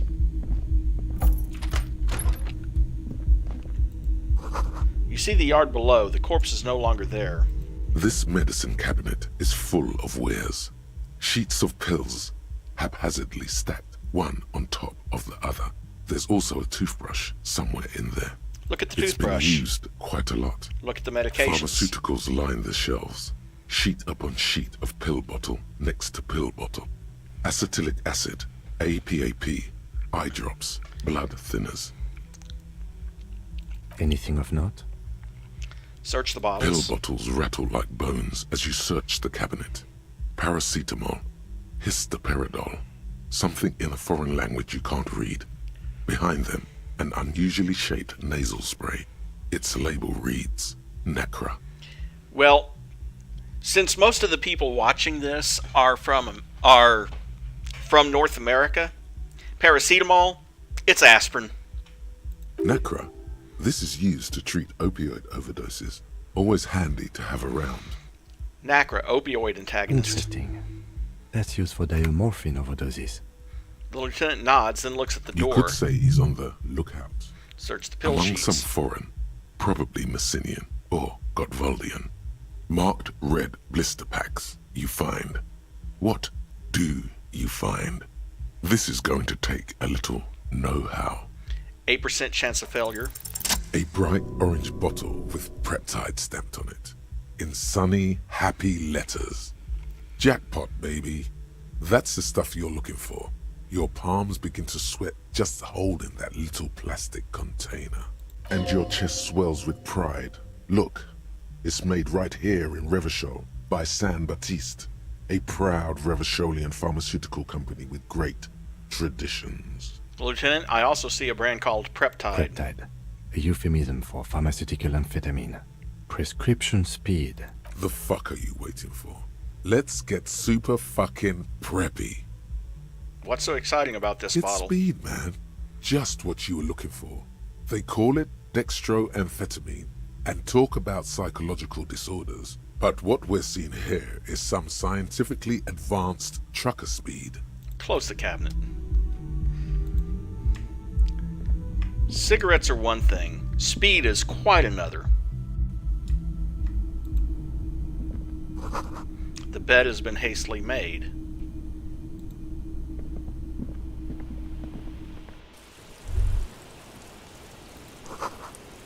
The smell of cigarette smoke in the air. Astra menthol. A handful of dried white wildflowers. Just as you look at the flowers, a gust of wind raises them from the roof, picking them up in the air. You catch a single white flower between your fingers. The rest fly off into the wind. It's a Maybell. The young woman looks at the Maybell in your hand. Just a glance. Then takes a drag of her cigarette. The lieutenant gives you an acknowledging little nod.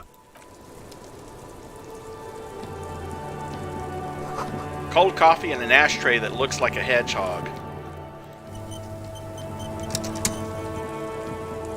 The same small, heavy door. No lock in sight. I don't know, Lieutenant Euphrater. It is not the first closed door we found in this building. There is also your mysterious blue kitchen door. I think it's important? The further we get, the more this building seems to be tied to the case. Below, the hostel cafeteria creaks and groans under your added weight. A skeleton of composite support beams and cantilevers. Tap on the roof with your foot. A dull thump. Somewhere inside, a wind brace rattles from the imperceptible motion of the building. The vigilantes, the cadaver, and a number of people connected to the case are in or around this building. This door is part of it. It's not unimportant. It's barred from the inside. You hear the bar rattle in the brackets. Now you could kick the door in. I have a slight chance because of my physical instrument score. Plus, I'm part of the anti-object task force. And I could probably... Let's see, not that.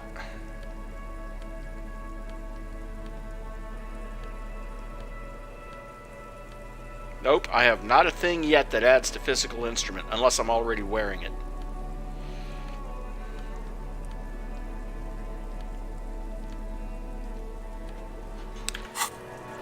Okay, before I talk to her, I need to dehydrate me.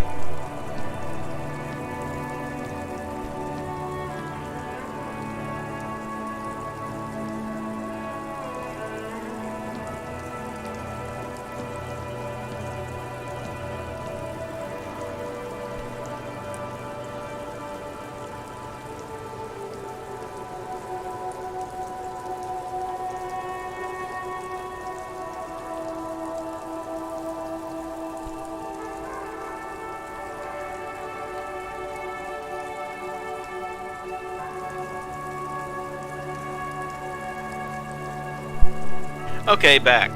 Doesn't take me long when the bathroom is less than 10 meters away from, less than 3 meters away from my computer desk. Welcome to the roof. The woman has a cigarette in one hand and a cup of coffee in the other. And it's raining. And she's drying her hair.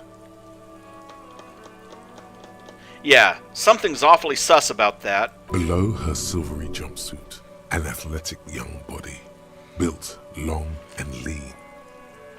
I'm sorry for the mess down there. The cleaning lady hasn't come by in days. I'm beginning to wonder if she ever will. Nice view you've got here. It's much nicer now.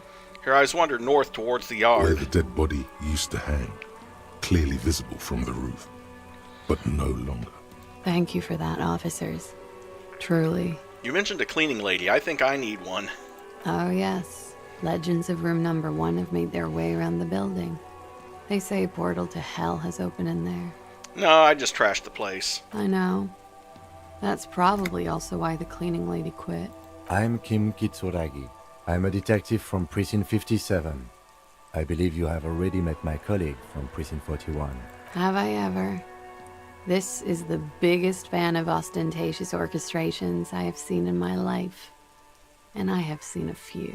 Oh yeah. Life gets hard, but we go on. The chorus of the 35 single, megaphoning the entire human race, instills you with the fuck it all swagger that prompts one to plow into grannies on your morning stroll.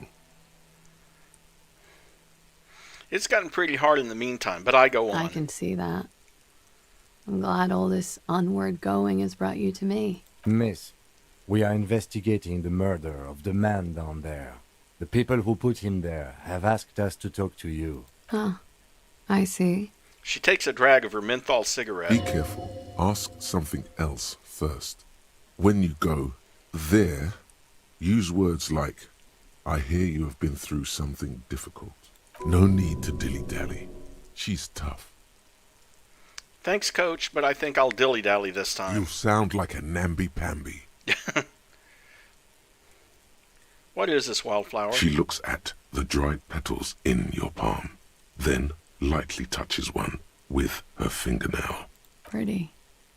Looks like a dried maybell. Is that the one you caught? Sambo style? Why was it there? Why was there a flower on the roof? I don't know, officer. Because of the wind? Or an admirer? Any admirers, miss? Admirers? I'm too old to be a debutante. And this place is no fashionable society. What is your name, miss, for the record? Clausier Amondou. And where are you from? Bredefort, Republic of Oranje. Wasn't the tattoo on the hanged man an Oranese map of the waterways? The thought begins to form in your head, then dissipates. Something for later. What is A Oranje? bad memory, officer. Understood, miss. It's the past. People can't go back to the past. How old are you? I'm 28. What do you do, miss? What is your specialization? Something stupid. What's that? Oranese literature. It's what I studied at the university. What is Oranese literature Fear about? of failure, fear of death, how it sucks to be Oranese. All national literatures are... Only the name of the nation changes. No, she's not. She's in her 20s. Oranese lit. What do you do with it? Nothing. I do nothing with it. How do you make money then? Cool. I've made more money by just being than I have with Oranese lit. Being what? Many things. A roller skating instructor, a secretary, Miss Oranje 37. Miss Oranje, now there is something you should linger on. What is Miss Oranje 37? It's a beauty pageant, held in the year of our century 37, in Oranje. She was 14 at the time. You were 14? Indeed. Her voice is indifferent to the number. Cool. Full disclosure, I was Miss Teen Oranje 37. The pageant was discontinued recently. Could we take a look at your passport, please? I'm afraid you Why is that? Because it's buried in a sealed plastic bag at an undisclosed location on the coast, along with cash and airline tickets. Which means it's something else for us to find. Thank you for your candor. Why? They say so in your tourist brochure. Keep travel documents away from your person when west of the river. Okay, then. Okie dokie. She pours herself more coffee. From where? If any of this made her nervous, it certainly doesn't show in her expression or her movements. Thank you. That's it for the record. The record. So official. Nice room you've got Yeah. here. It's pretty deluxe. What are you doing here in the whirling in rags? I'm wintering. How long have you been staying here? About 4 months. I came in November. Why here? Here in the Whirling, here in Martinez, or here in Revachol. Here in Revachol. I always wanted to see the only city in the world in the worst time of the year. It's a tourist thing. Where does that door lead to? I have no idea, officer. You have quite the collection of prescription Thank drugs down you. there. I've put a lot of time and effort into it. She says without any discernible irony. Technically, possession of narcotics is legal in Revachol, but you should still reprimand her. No, don't listen to the stiff. Be cool. It was quite impressive. With money, sir. It's not exactly the anti-star size caboodle I intend for it to be one day, but it's getting there. The anti-star is, or was, a vespertine rock and roll star who liked to do drugs. He did so many drugs, he eventually mutated into a corpse. Well, that's an interesting term for a corpse. Oh, yes. One of my favorites. It cures many ailments, like Not being able to stay up for 36 hours. Not being happy. It cures those ailments. It's just a merit speed molecule, basically. It also includes Nacra, an opioid antagonist. Comes in handy when you've done too many opioids. Is that something that happens to you often, miss?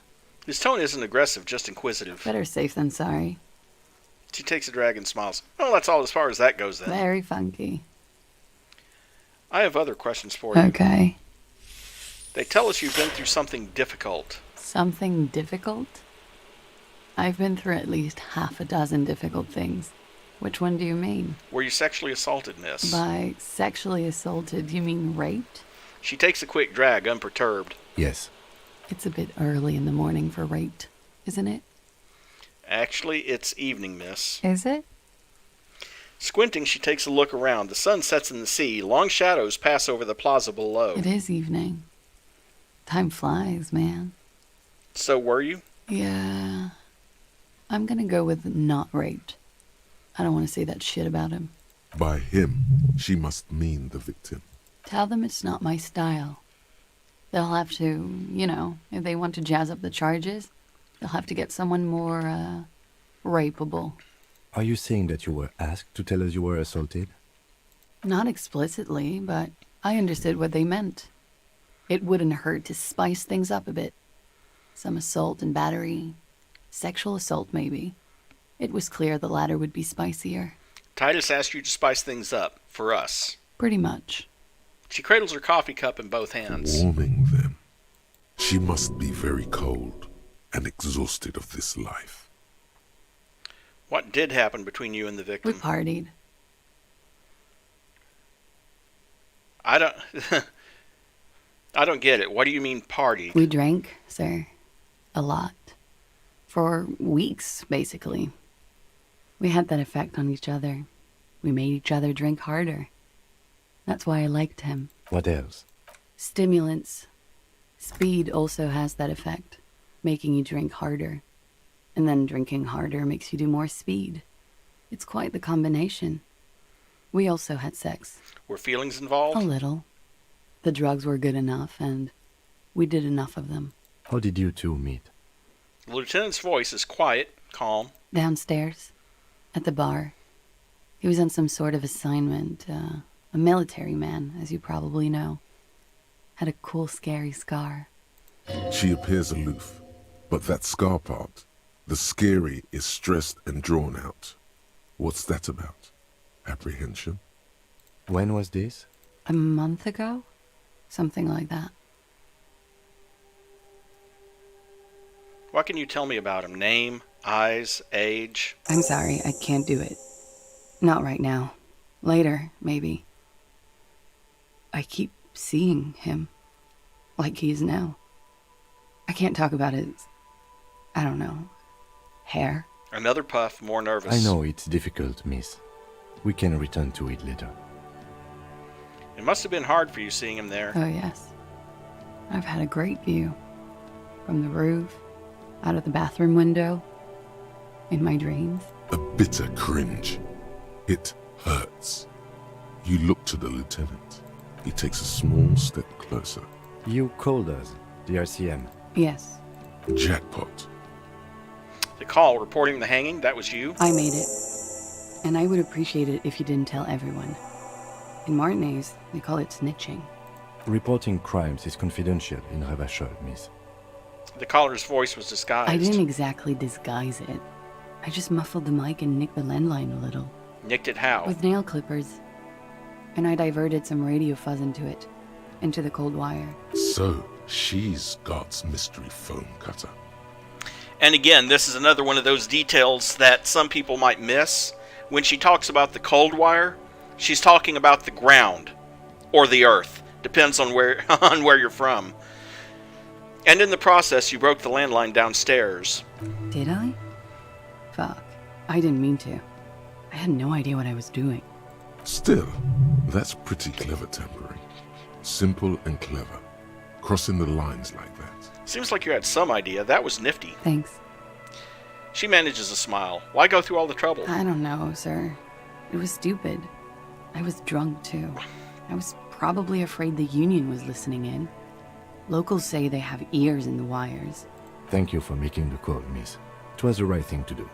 I didn't want to, sir. But if I hadn't, he'd still be hanging there. How do the Hardy Boys know you? They're frequent guests downstairs. She looks at the they floor. They have a booth for union members. They're probably down there now. And how did you meet? Over drinks. It's been a long, boring winter. Did you party? A little, yeah. Like you partied with the deceased? No, not as hard. I'm sorry to have to ask this, but have you had a physical relationship with any of the Hardy Boys? I have. Which one? Which ones, sir? I don't remember precisely. Titus, obviously. But as I said, it's been a long winter. Could that have been part of the reason they hanged him?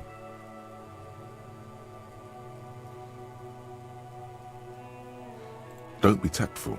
She doesn't care. Why was there a bullet in his head? Bullet? They shot him too? They stripped his clothes and they shot him? You mean after they hanged him? I'm confused, sorry. So am I. Were you aware that he had also been shot, miss? Things are starting to go a little over my head here. I thought he was hanged. I was not present when they did it. I don't know what happened. I just know what they told me. And Sylvie, the bartender. This is beginning to get confusing for you too, and we don't like that. Where was she last Sunday night? Where were you when this happened? Cowering. I was cowering downstairs with Sylvie. What did they hang him for, if not rape? He had something to do with the strike. One has been roiling since I got here. Rotten timing. But you probably know all about it. And his role in this strike was what? I think he was in a security detail. He was ex-military, worked for Wild Pines, and against the Union. We didn't discuss work much, if you know what I mean. But I understood it was dangerous. And they lynched him for it? She nods.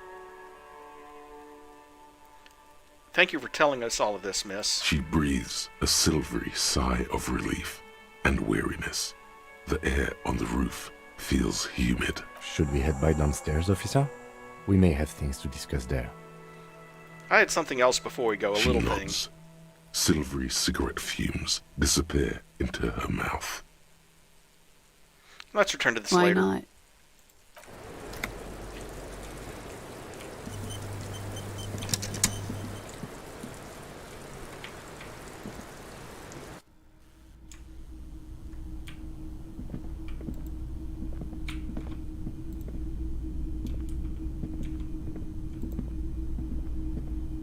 This window is pristine on the inside, unlike the one next to it. Light from the desk lamp reflects off the glass in an untarnished golden halo. Run your finger across the surface of the glass. Smooth as ice. There are spots of mud and rain on the outside, even smudges. But the surface of the window is clear from the inside. No chips, no hairline fractures. Following your lead, the lieutenant leans in closer to inspect the surface. This window was recently replaced. Looks like it, yes. Looks like we have more to discuss with those so-called Hardy Boys.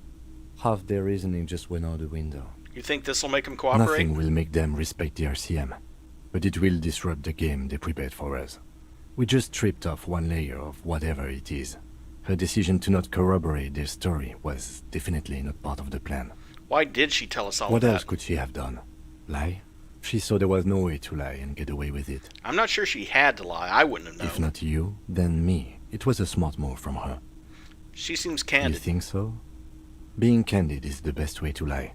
The appearance of candor with some facts thrown in draws attention away from whatever one chooses to omit. She may be trying to control the pace of the investigation. Anyway, we should move. I suspect our inquiries will bring us back here soon enough.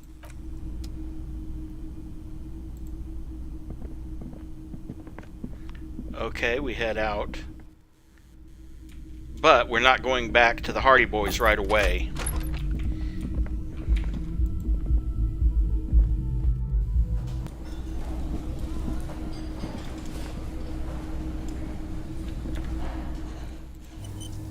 Quick save just for safety.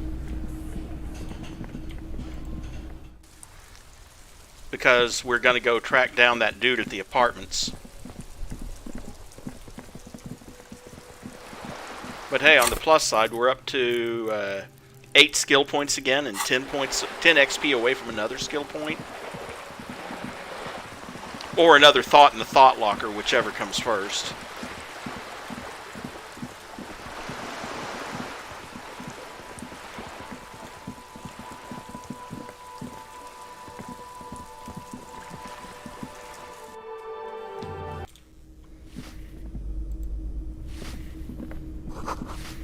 The graffito says, a firing squad for the rich. Somehow I didn't click on that earlier.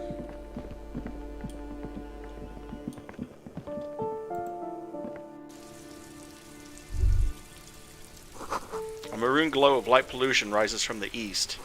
You hear distant traffic. Night is falling on the city. And hello, dude. Gendarmerie. You found me. The young man on the balcony gives you a bright smile before taking another drag from his cigarette. And his shirt is still unbuttoned. Yes, the cleaning lady let us in. Beautiful. He replies, smiling. As he looks at you, something sparkles in his eyes. So tell me, are you here to make things right again? Honestly, I'm just trying not to screw anything up. Beautiful. He says again.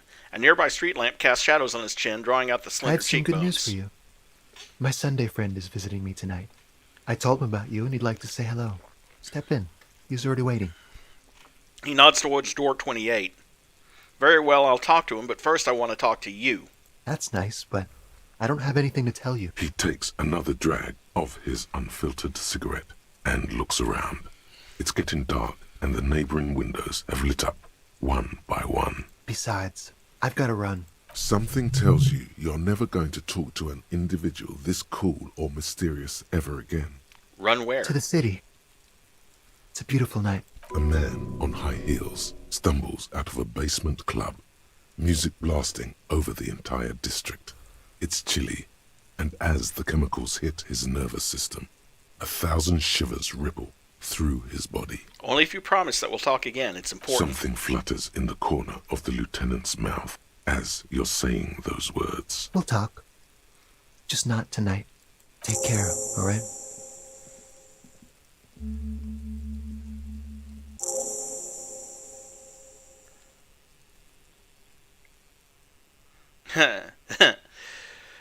Coincidentally, there's something so different about him that I just can't put my finger on. I know what's different about him. He's gay. So is Kim. Right after you.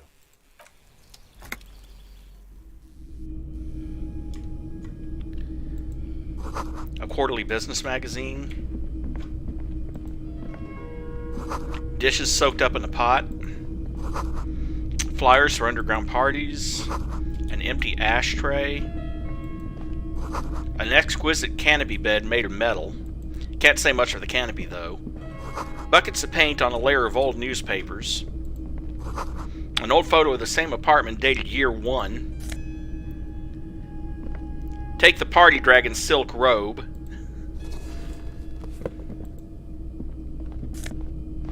Take the Samaran conical hat.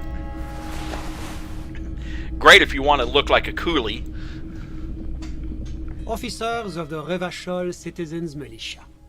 The man in business casual removes his cufflinks. You shouldn't be seeing him in an intimate setting. For some reason you feel this man is your superior. Superior, but he's not in the command chain. His hands are clean and well manicured. This is a man who knows the importance of appearances. My name is Charles Vildrouin, and I am an official with the coalition government. I work for the Institute of Price Stabilité on assignment from Sur-la-Clé. I heard you talking to my friend outside. Very good. Super. I am here to assist you in any way possible.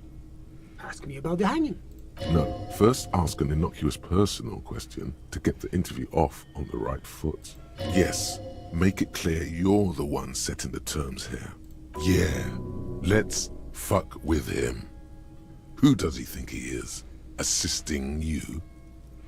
Before we go on, I absolutely have to inquire about this wonderful canopy. Oh yes, my friend has a great eye for these things. He refuses to tell me where it came from. It's a mystery. I believe they call this type of frame industrial. It's very comfy. That's really all I can tell you about it. He forms a little rooftop with his fingers. Cold air sweeps in from the balcony. That didn't work at all. What was that? You were supposed to fuck with him, not compliment the decor. The lieutenant takes out his notebook and nods to you to proceed. What's an official like you doing in Martinez? The Coalition is only looking out for the price stability. Inflation is a killer, like a heart disease blocking the normal circulation of the economy. It must be controlled. The economy impacts the entire international community, which is why it requires international oversight. Okay, but what are you doing here in this apartment? Well, I'm renovating it. It is an interesting project. The building used to be a 12-story skyscraper before the cannons took the top 4 stories off. This, of course, happened when the Coalition forces landed here. Maybe I'm just way too modern. I don't normally consider 12 stories to be a skyscraper. You could say I'm undoing some of the material damage the international community caused when we arrived here. What is this international community? La communauté internationale is what Revacholians colloquially call the Coalition. In other words, the nations that stopped the disaster of the revolution. What is the price stability? It is the most important thing. That doesn't tell me anything. It's the central goal of any sound monetary policy. Maintaining the price stability is essential to maintaining high levels of economic activity, which is essential for maintaining high levels of employment, which is essential for maintaining the social stability. Basically, it makes sure the price of bread doesn't change. Précisément. Too much inflation, bread becomes too expensive. Too much deflation, it becomes too cheap for bakers to produce. That's why the Institute of Price Stability works to keep inflation just below 2%. 2% But not of what? too far below. No. Too below is also bad. Below, but close to 2%. You're not answering my questions. The Coalition believes in the importance of informing the public about the benefits of the price stability. Transparency is one of our principles. Would you like an informational pamphlet? Sure, give me a leaflet. A sound monetary policy is essential for addressing uncertainty. Stability is the raison d'être of the moral intern. It's the reason why I identify as a moralist. But oh, I don't have my leaflets on me today. That's too bad. You can always call our information line. Making information available is part of the moral intern's commitment to transparency. I've heard about this moral intern before, but I want to know It's the more. International Organization for Moralists. Hence, Moralist International. The Institute of Price Stability is just one of its many mind babies, as is the Coalition. Turn to Kim. So when I said it was a lackey of capital, what I should have said is I'm a moral intern bitch? Doing one's job doesn't automatically make one anyone's bitch. Besides, there are more nefarious powers to work for than the moral intern. Turn back to Sunday Friend. Are you a moralist? But of course. Am I a Well, moralist? Do you value freedom? Do you believe in a normal, stable world governed by democratic values? Lieutenant, are you a moralist? Me? You've managed to catch the lieutenant off guard, but only for a moment. He quickly recomposes himself. I'm a lieutenant of the RCM, dedicated to maintaining law and order in Ravachol. A very moralist answer. But what is a normal stable The world? Occident is part of the normal world. Oranier, sur la clé. Martinez doesn't seem very normal or stable to me. Martinez? No. Martinez is something else. What about the rest of Revachol? Revachol is generally difficult. It's led by an interim government, which means it hasn't yet achieved full democracy. But they are working towards it. You're all doing very well here, relatively speaking. It's like every time I'm talking to people, I'm choosing option D, none of the above. Is that moralism? Is this option D usually the most reasonable answer? It's usually the most boring one. Not boring, my friend. Responsible. Moralism is all about compromise and achieving the achievable. It's pragmatic, realistic, and level-headed. An ideology for doers. Are you a doer, my friend? It looks to me like you are. Coincidentally, I just added a point towards boring cop. Now, enough of this delightful political interlude. Was there anything else you wanted to ask? Tell me about Sur-la-Clef. What's there to say? Sur-la-Clef is a modern, urbanized country that measures very high on the Human Development and Freedom Index. Mostly, though, it's known as the executive heart of EPIS. Moreover, it is a great sponsor of less emerged countries. Revachol is only one of its many darlings whose progress it supports and cherishes. What makes Revachol their darling? Because a great percentage of Revachol's culture hails from Sur-la-Clef. Its language, its people, its cuisine even. Or at least in the downtown La Delta area. Tell me about Oranje. Oranje is an exemplary nation who, as a core member of EPIS, contributes 28% of our annual budget. Next to Sur-la-Clef, Oranje is probably the most prominent member of the international community. Okay, but outside of EPIS, what is Oranje? Oranje's economy is one of the most advanced in the world. It has successfully transitioned from heavy industry to advanced services and generally acts as an engine for sustainable change in the international community. Can't you just talk like a normal person? About what? About Oranje. Just tell me what it's like there. It's very urban and very well organized. Their streets are clean, their horse cars run on time, the people are polite and efficient. Like I said, they are an example for less emerged nations to follow. So you're some kind of bureaucrat? Yes, as I said before, I am a commissioner from Sur-la-Clef working for the Institute of Price Stability. This is one of the main projects of the Moral Inter. Wait, there isn't actually an Institute of Price Stability, is there? Or maybe there is.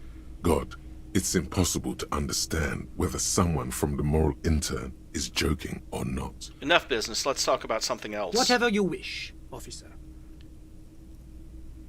Can you tell me about your friend? My friend. My friend is a good young man. His family immigrated here from Kedra, and life has not been easy for him. But he understands the importance of education. He has taken his future into his own hands, and that's all that matters. What's Kedra? Kedra is a candidate member of APIS. But, between you and me, their potential membership is a more contentious issue. What do you mean? That it's never going to happen. They entered negotiations in 21, and it's been pending ever since. But that doesn't tell me anything about Kendra itself. It's warm. It's also known for its mandarin trees and dust storms from Supramundi. Kedra's an emerging market, but it still has a long way to go. Maybe that's why my friend's ménage decided to emigrate. You still haven't told me who he is. Sorry. Who? Your friend, the smoker in the balcony, the But one I we were just told talking you, about? officer. He's a bright young man here to pursue his education. So all you can tell me about Education him is that he's here to foundation study of the our arts. future, especially the arts. He's deeply enmeshed in the study of the fine arts, yes. Which He's arts? a truly free spirit. He likes all the arts. Perhaps graphic design, printmaking, who knows? The world is open wide for a talented youth like him. How did you two even become friends? How did any of us become friends? Bad things happening on the Insulindian Isola? Oil platforms ablaze in the night? Civil wars lasting for years?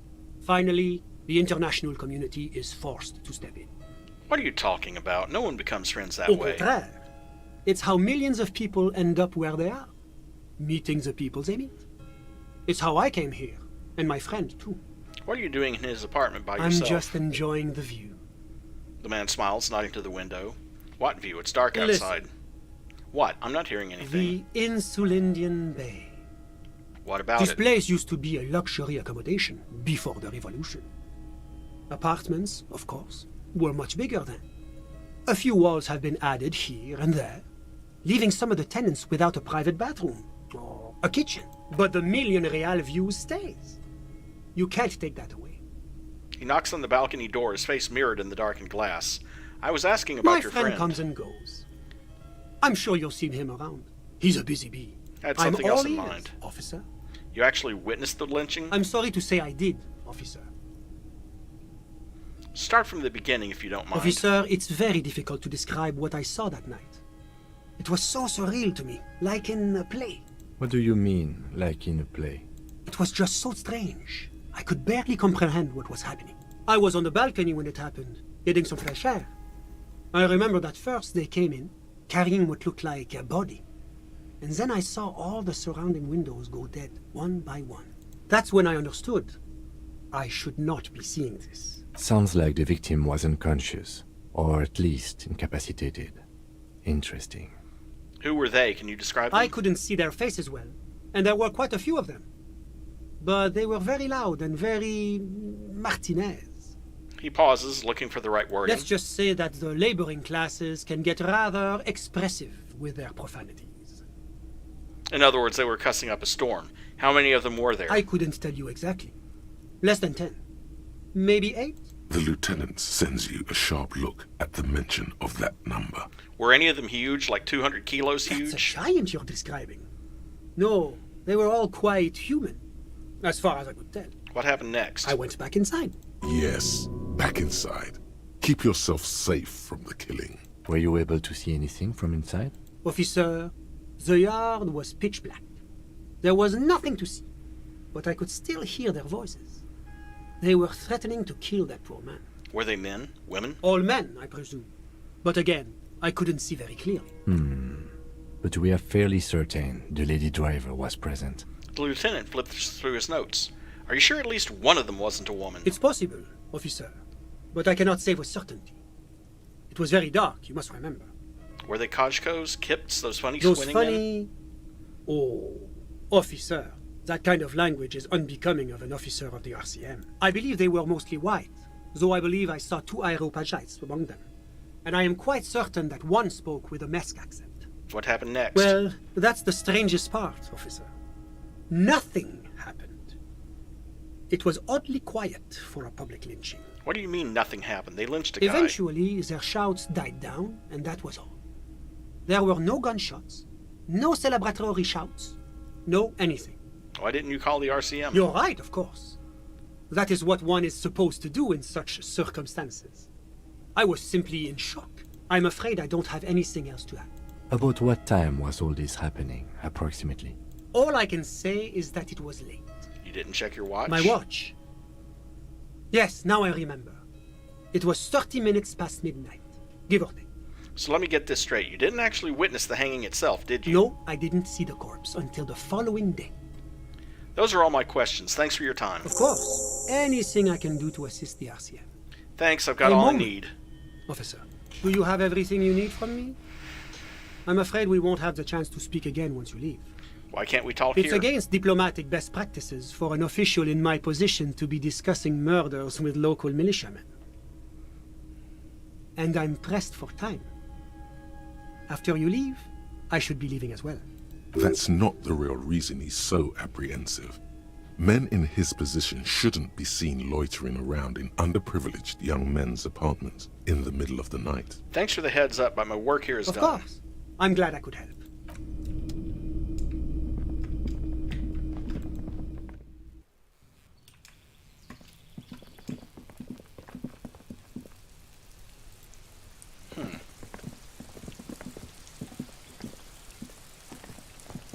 Thought I might fill in a little bit of the background there on the moral intern by asking him questions. Really? Shall we try this? Ooh, 75 cents. A weathered brown door. The number reads 20. The lieutenant motions to you to go ahead and knock. Hold on, we should discuss this before we move on. What should we expect? You're right. Let's talk this through. We have our first preliminary identification. In all likelihood, the deceased is the husband of Billy Méjean. We need to confirm this, as well as deliver the death notification to Billy herself. Now, delivering a death notification is never an easy task. There's a reason why it's often called the most stressful part of our job. This is why it's usually done in pairs.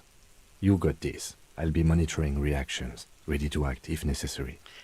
And while we're here, we're going to finish up the thread of the man who died on the pier. Dead? Just don't say that you know how they feel. You don't. All right, I think I'm ready. The lieutenant motions towards the door. Hello? Who is it? Is this Billy Méjean's home? This is the police. Please open the door. Police? A moment, please. Give us a moment. You hear shuffling inside. Come in. The door is open. Well, let's go ahead and take the crowbar out of our hands at least.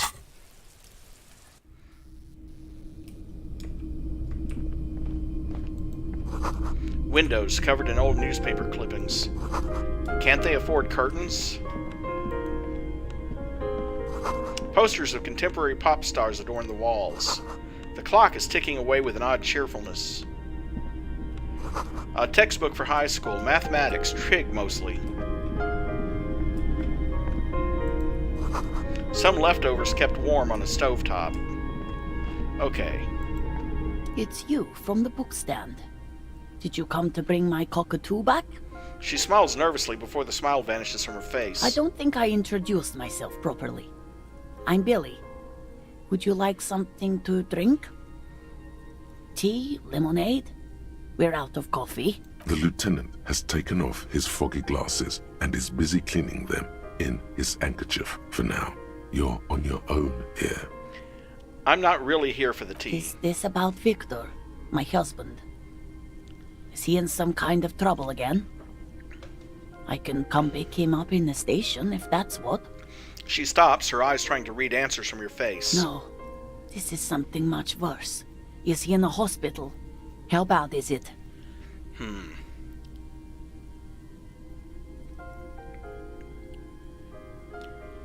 You live here with Victor, your husband, It's me, right? Victor, and the kids here. We have 2 daughters, Jenny and Jolie. How old are your Jolie daughters? is 16 and Jenny is turning 18 next month. And where is everybody? I don't see anyone home. The girls are staying at their friend's place tonight. And Victor is out. She swallows visibly. Out where? He has a problem with drinking. And so he disappears He's probably in the parks drinking with his friends.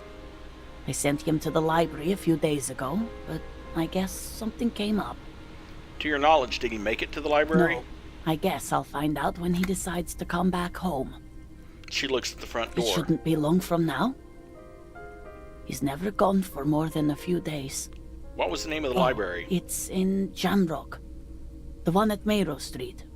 I don't know the official name. Central Jamrock Public Library? I think, yes, if that's the one on Mayrow. It is. What was he supposed to do in the library? Just to return a book of mine. Why? Why all those questions, Detective? Did he... Was it The Glinting Curve by M. Thibault? Yes. She becomes unsettled as she says that, her forehead scrunching up into a worried expression. Do you remember what he was wearing when His you last old saw leather him? jacket. Can you describe it? It's just your average brown leather. Yes. The lining is hand-sewn. It's blue. I tried to make the thing more weatherproof since he's running around with it in the middle of winter. There's something else I have She to tell you. folds her hand. Here it comes. Well, that increases the chance. People got to eat. She's afraid, and so are you. Man. And I just hurt my chances. Whoops. Let's not hurt them anymore. Too anxious to say anything. You've done this before. Just keep your focus. Wow. Success on the first try. That's rare. Ma'am, I'm very sorry to say, but your husband was found dead on the Martinez boardwalk. What did you say? A great and terrible spike. The blood freezes in her veins. Your husband, Victor Majon, is dead. I'm very sorry for your loss, ma'am. Oh. She touches her neck, eyes pale like pearls in seawater. Oh. But he was just... She looks at the kitchen table where 2 cigarette butts are still in the tray. But he was just here. Alive. We understand this comes as a huge shock. I want you to know that me and my partner are here for you if you have any questions. Take your time, ma'am. What happened to him? It was an accident. He fell through a hole in the boardwalk and hit his head. Was he drunk? We don't know yet, but we will let you know when the results arrive. I see. And you just found him there, lying in the cold. How long had he been there? If you say 2 days maybe, it will be etched in her mind forever. It couldn't have been long. She blinks, eyes welling up with tears, as her hand starts searching for something from the pockets of her dress. The handkerchief. No words, just give her the lieutenant's handkerchief. A small, terrified smile quivers on her face as she takes the handkerchief and wipes away the tears. She looks disoriented. And that's why you don't sell the lieutenant's handkerchief. Is there anyone we could call for you? A friend, a family member, someone who could be here for you? No. I just need to tell my girls. The air gets sucked out of her lungs suddenly. It burns like acid. God, should I call them? Should I tell them to come home? No. A day. No, take a day to recover. You'll be better prepared when they come home tomorrow. Good. That's probably the right thing. Thank you. She nods, but with a wretched expression. Just tell me, what do I need to do next? Where is he? Can I see him? We've taken him to the city morgue. The local coroner will be contacting you shortly to arrange the funeral. Here's his number in case you want to contact him earlier. He hands her a leaflet with the morgue's contact information. Is there anything else that the RCM could do for you? No, I'll call you if something comes up. I'm still... She rubs her face, runs her fingers over cheeks that have become numb. Thank you. Thank you for telling me. I'll call if... She runs out of breath. These are her last reserves of strength. Her muscles will give in soon. Already, she starts to shake. Again, I'm very sorry, ma'am. We should step outside and talk. Set the library card by her and leave the room.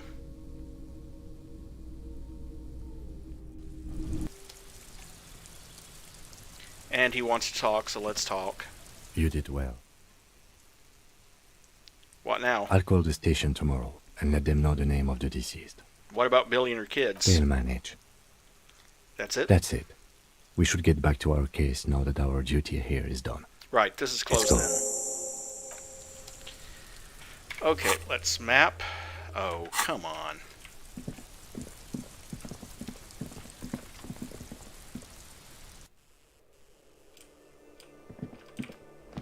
Guess we have to pass through here in order to get there.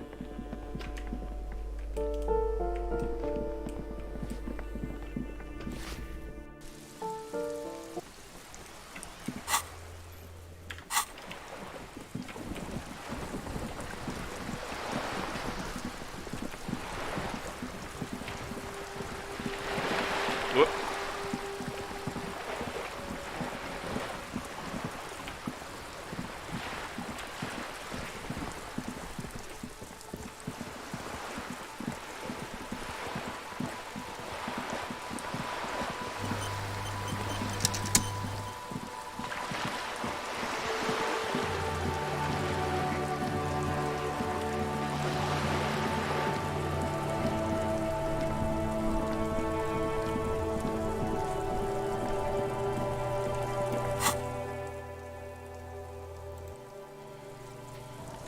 Travel to the fisherman's shacks.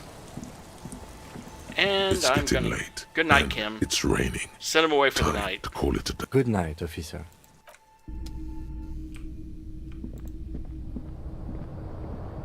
The bed is comforting, if a bit run down.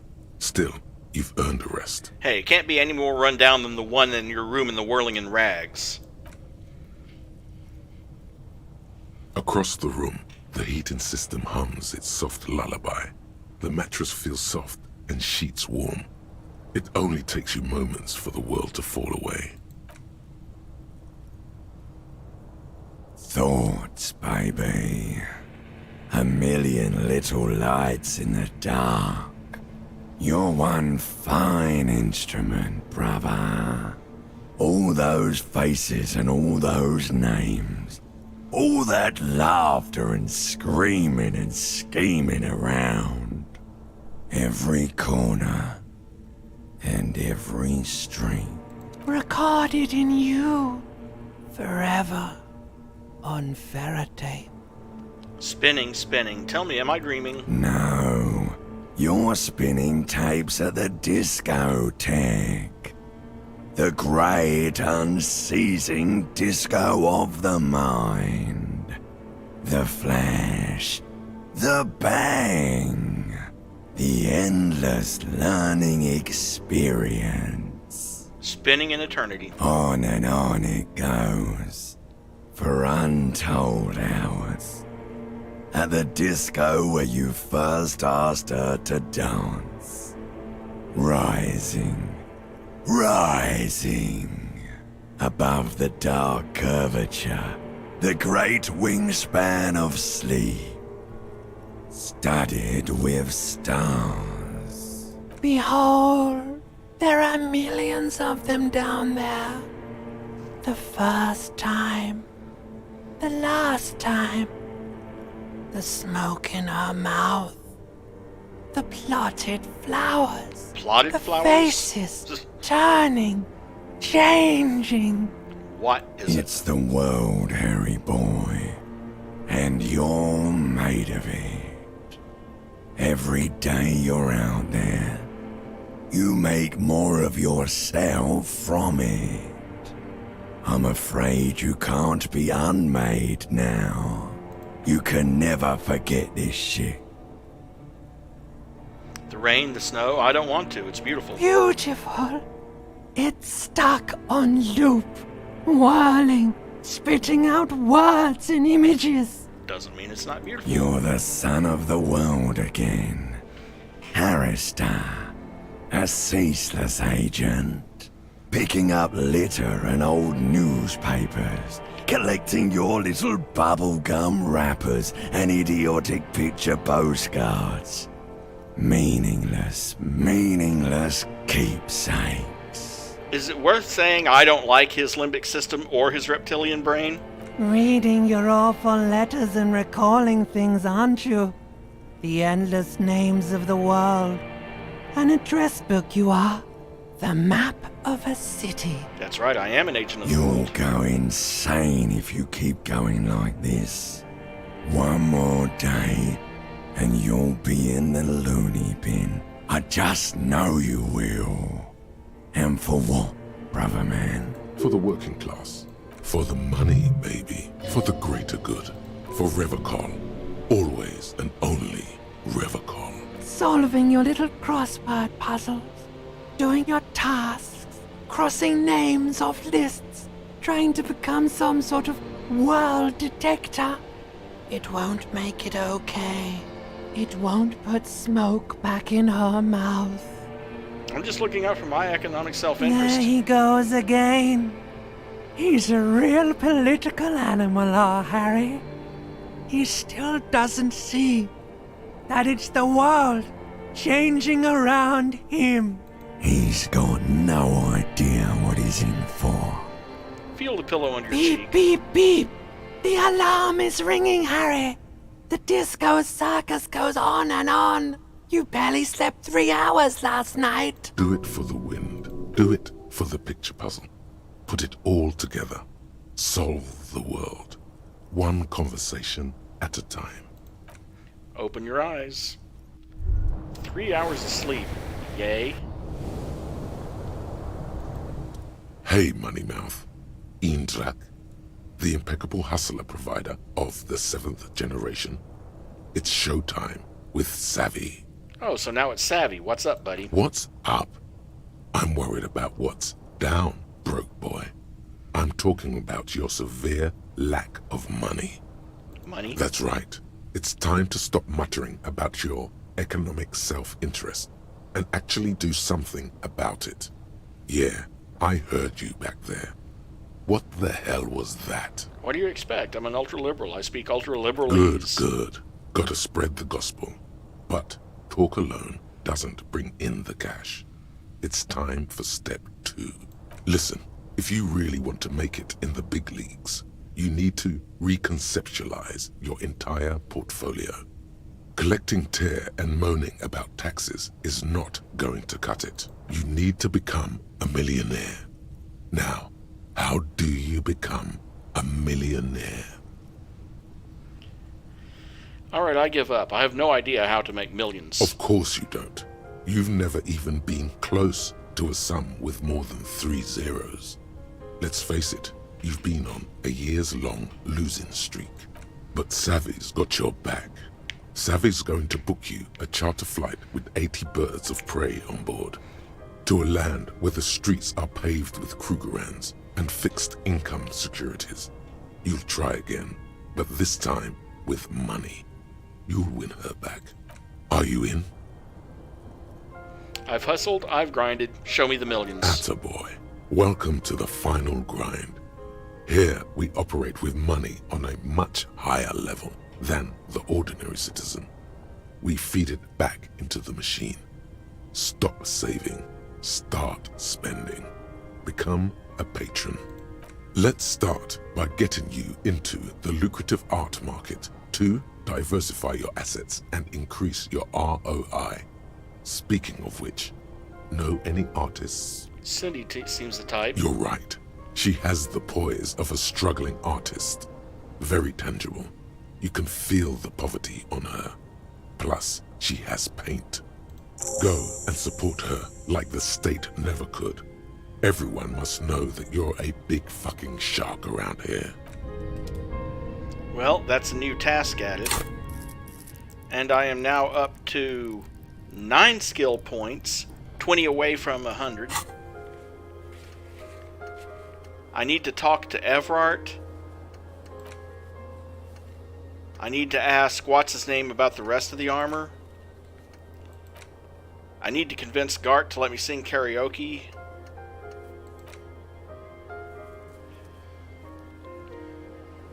I need to talk to Kuno about the missing insects. Oh god, I gotta talk to him again.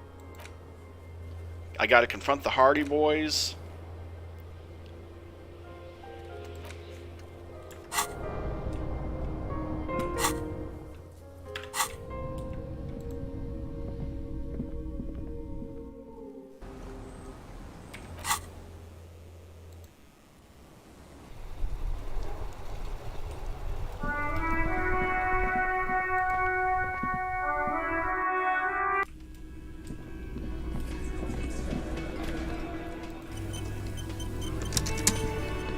It's you again. What is it?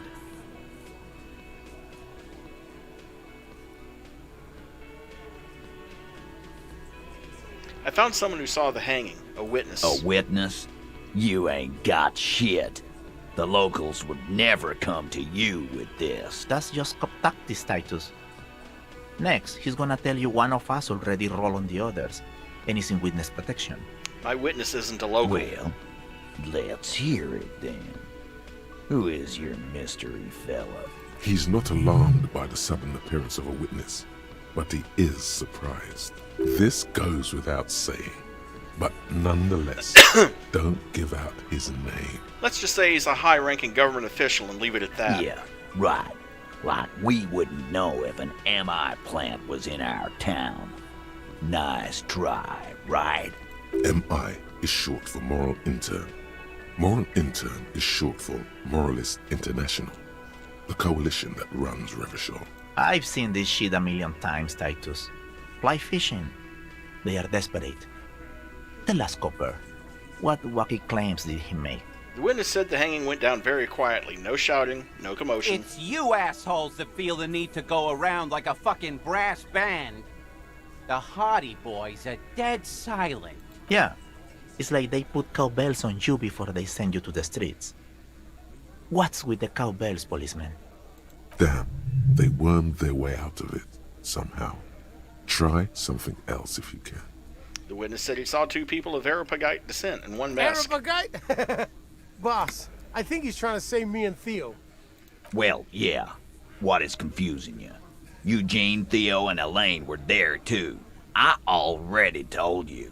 We were all there. The witness said he all looked like a surreal Those play. flaccid MI cocks with their culture language.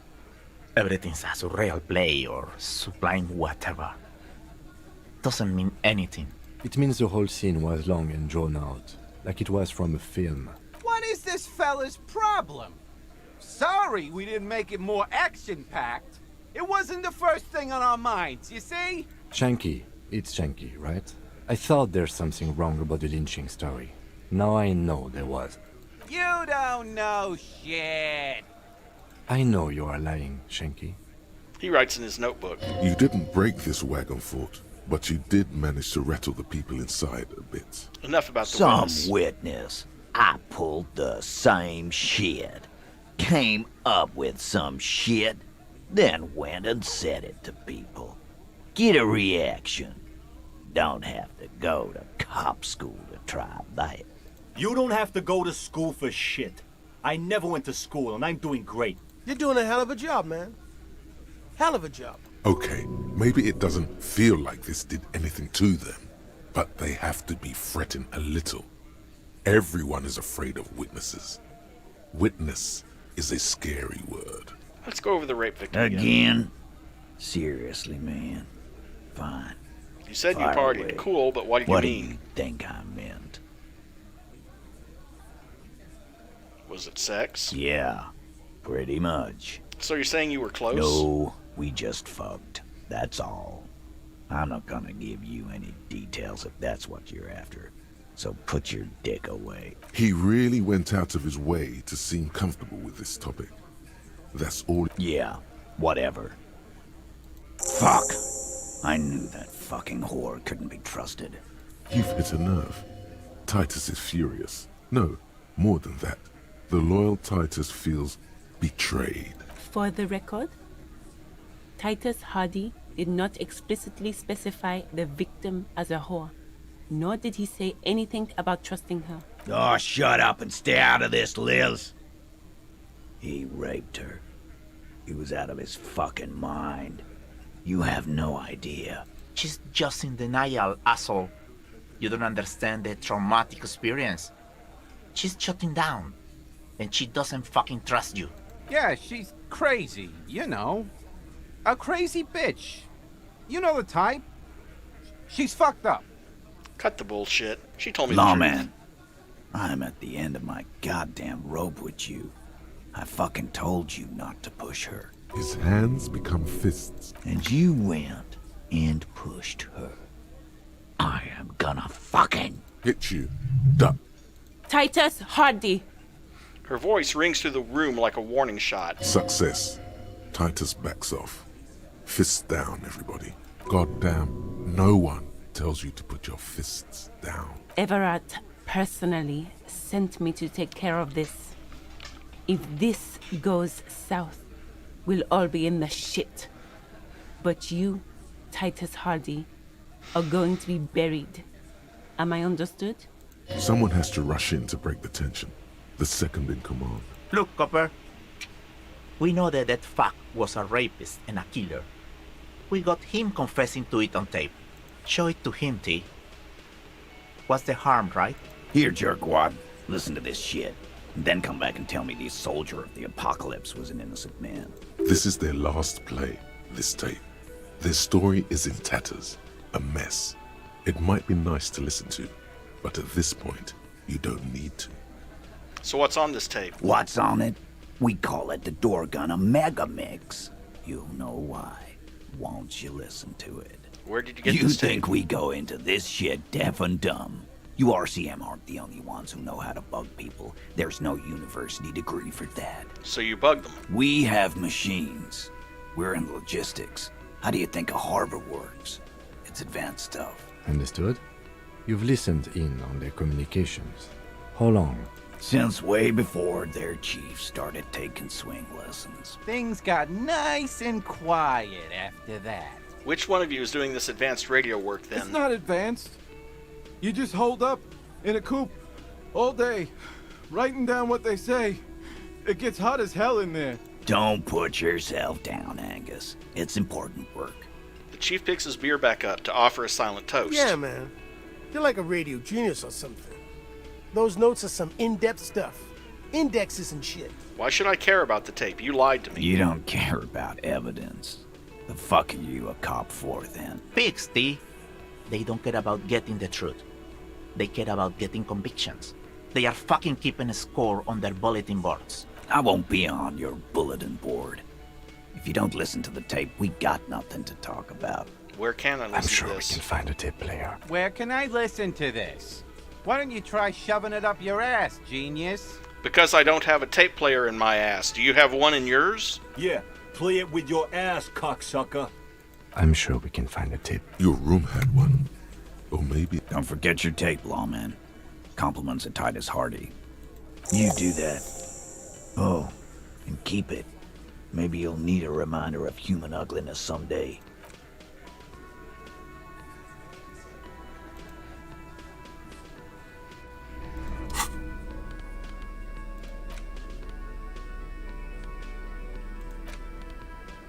Oh, wait. Items. Tools. Excuse me.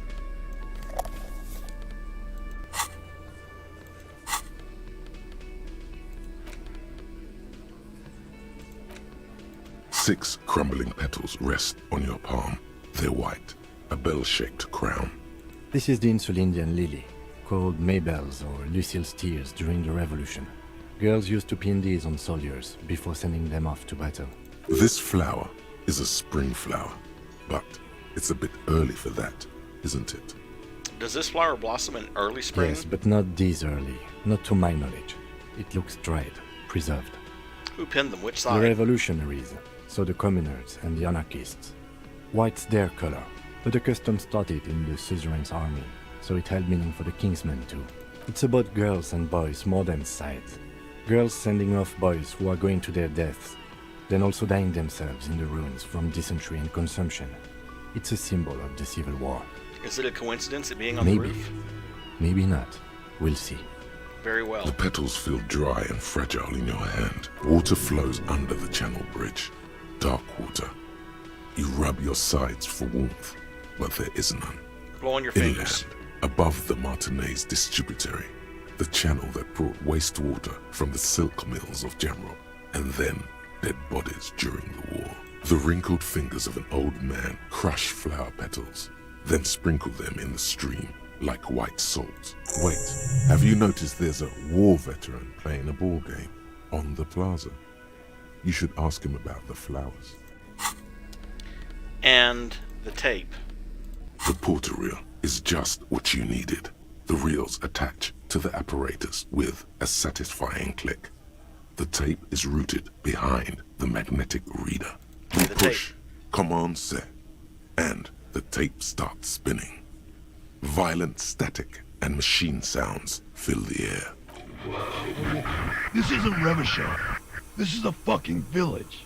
I can almost see the elephants. Another loud screech. Some kind of machinery. The harbor. That's the son of a Kvalsund crane. When this shit is done, I'm gonna tear that place up. Soldier of the Apocalypse style. Kill shit. Dogs and chickens too. Gonna run a room, Cordy. A real nice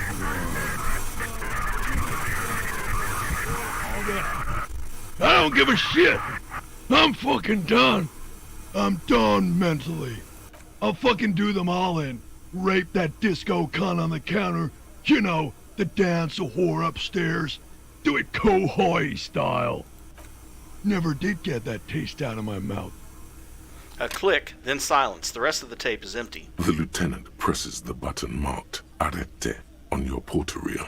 The tape stops spinning. What's Kohoi? A village on the Samaran Isola, in South Safre.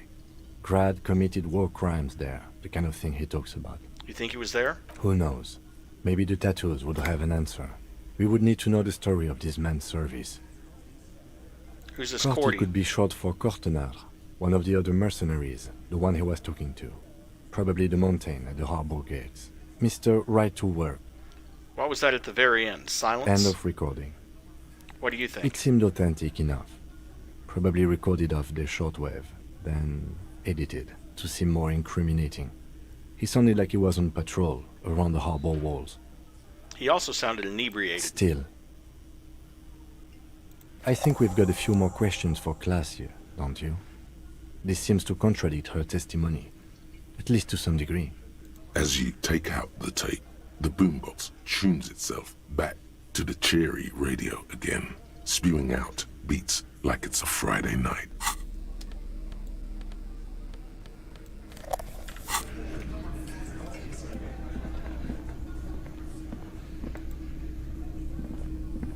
Hi, gendarme.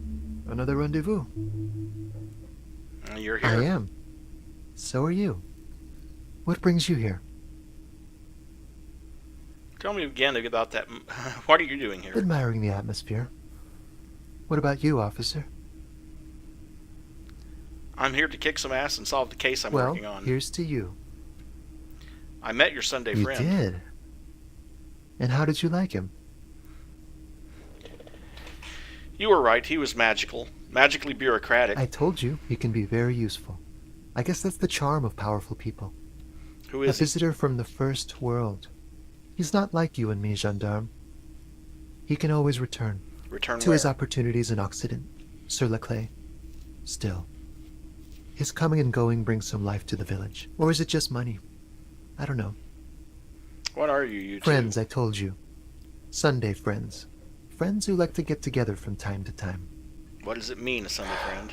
That he won't be there when times get tough, I guess. Is that even a friend? It is. On Sundays. Why was he staying at your place in the middle He of has the night? keys. And he likes the view. To the sea, I mean. Hmm? What about me, gendarme? Well, I need to increase Bye-bye, my composure gendarme. before I try that one. No way I'm safe scumming a 17%. I'd be at it forever. Oh, let's see what we can do. Hey. Well, well. Bringing him that new... No, you don't. It's not He tries not to look at you. It's dangerous to acknowledge the karaoke man. by causing more trouble. I think we're good. It's for the... It's for no one. It's a prop. I'm not letting anyone use it after the great karaoke catastrophe of 44. When was the last time you had a band play It's here? not for bands, it's for clients. Some clients, okay? Not you. I'm a real client, I've paid my bills, and I have the right to use it. Well, we don't have any tapes. They all got stolen. It's alright, I have my own song with me. The man in the vest and the violet shirt stares at the tape you've just given him. He begins to frown. Hard. This is the look of a man who's defeated. He knows he's out of excuses. Fine, fine. Climb on that stage and do your thing. Just get out of my hair. I'll plug it in for you. Damn this karaoke machine. And now up to 10 skill points.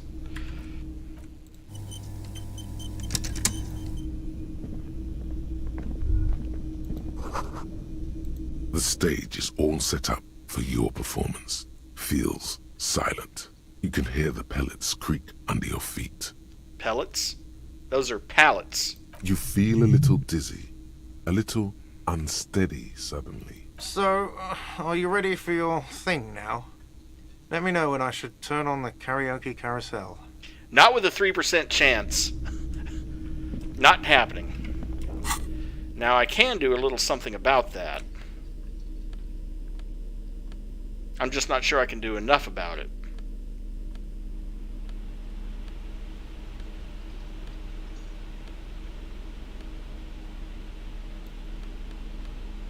Like the insane mesh top and the bow knot.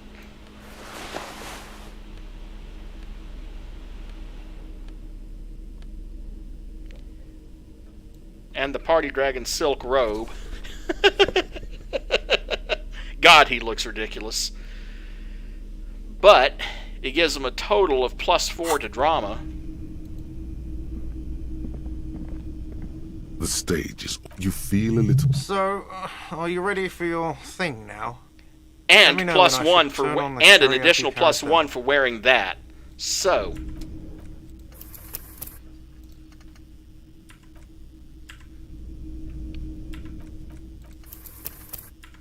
seriously?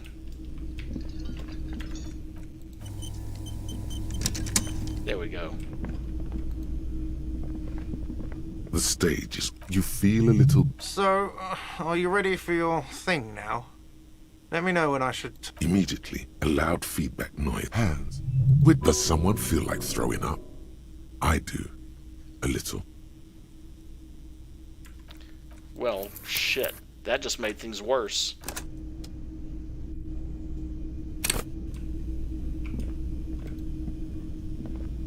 The stage is... You feel a little... So, are you ready for your... It's still early. Someone's making coffee. Yes, you can always do it in the evening. It will be less scary with a lot of people. The air, The air is thick with the sound of someone reloading his quick save.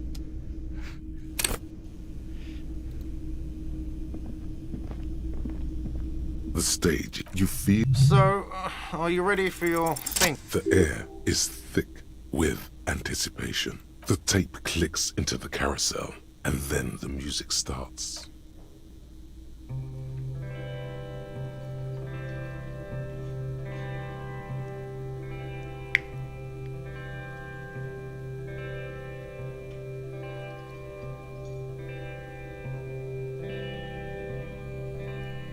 would often go there. To the tiny church there. The smallest church in Saint-Saëns. Though it once was larger. How the realm may rest there. Down through the mist there. Toward the Seven Sisters. Toward those pale cliffs there. I would often stay there. In that tiny yard there. I have been so glad here. Looking forward to the past here. But now, you are all alone. None of this matters. No, none of this matters. And no, sorry, I can't skip this, unfortunately.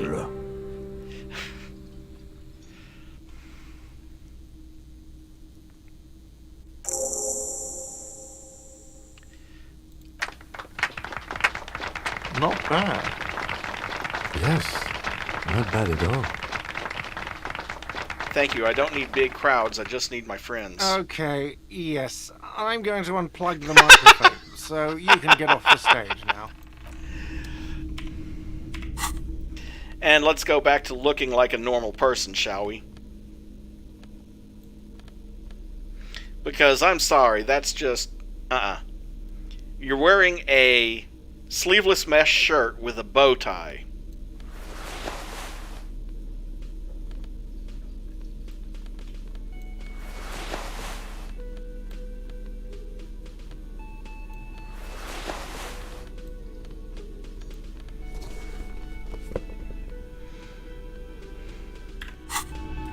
There, that looks a little bit more normal.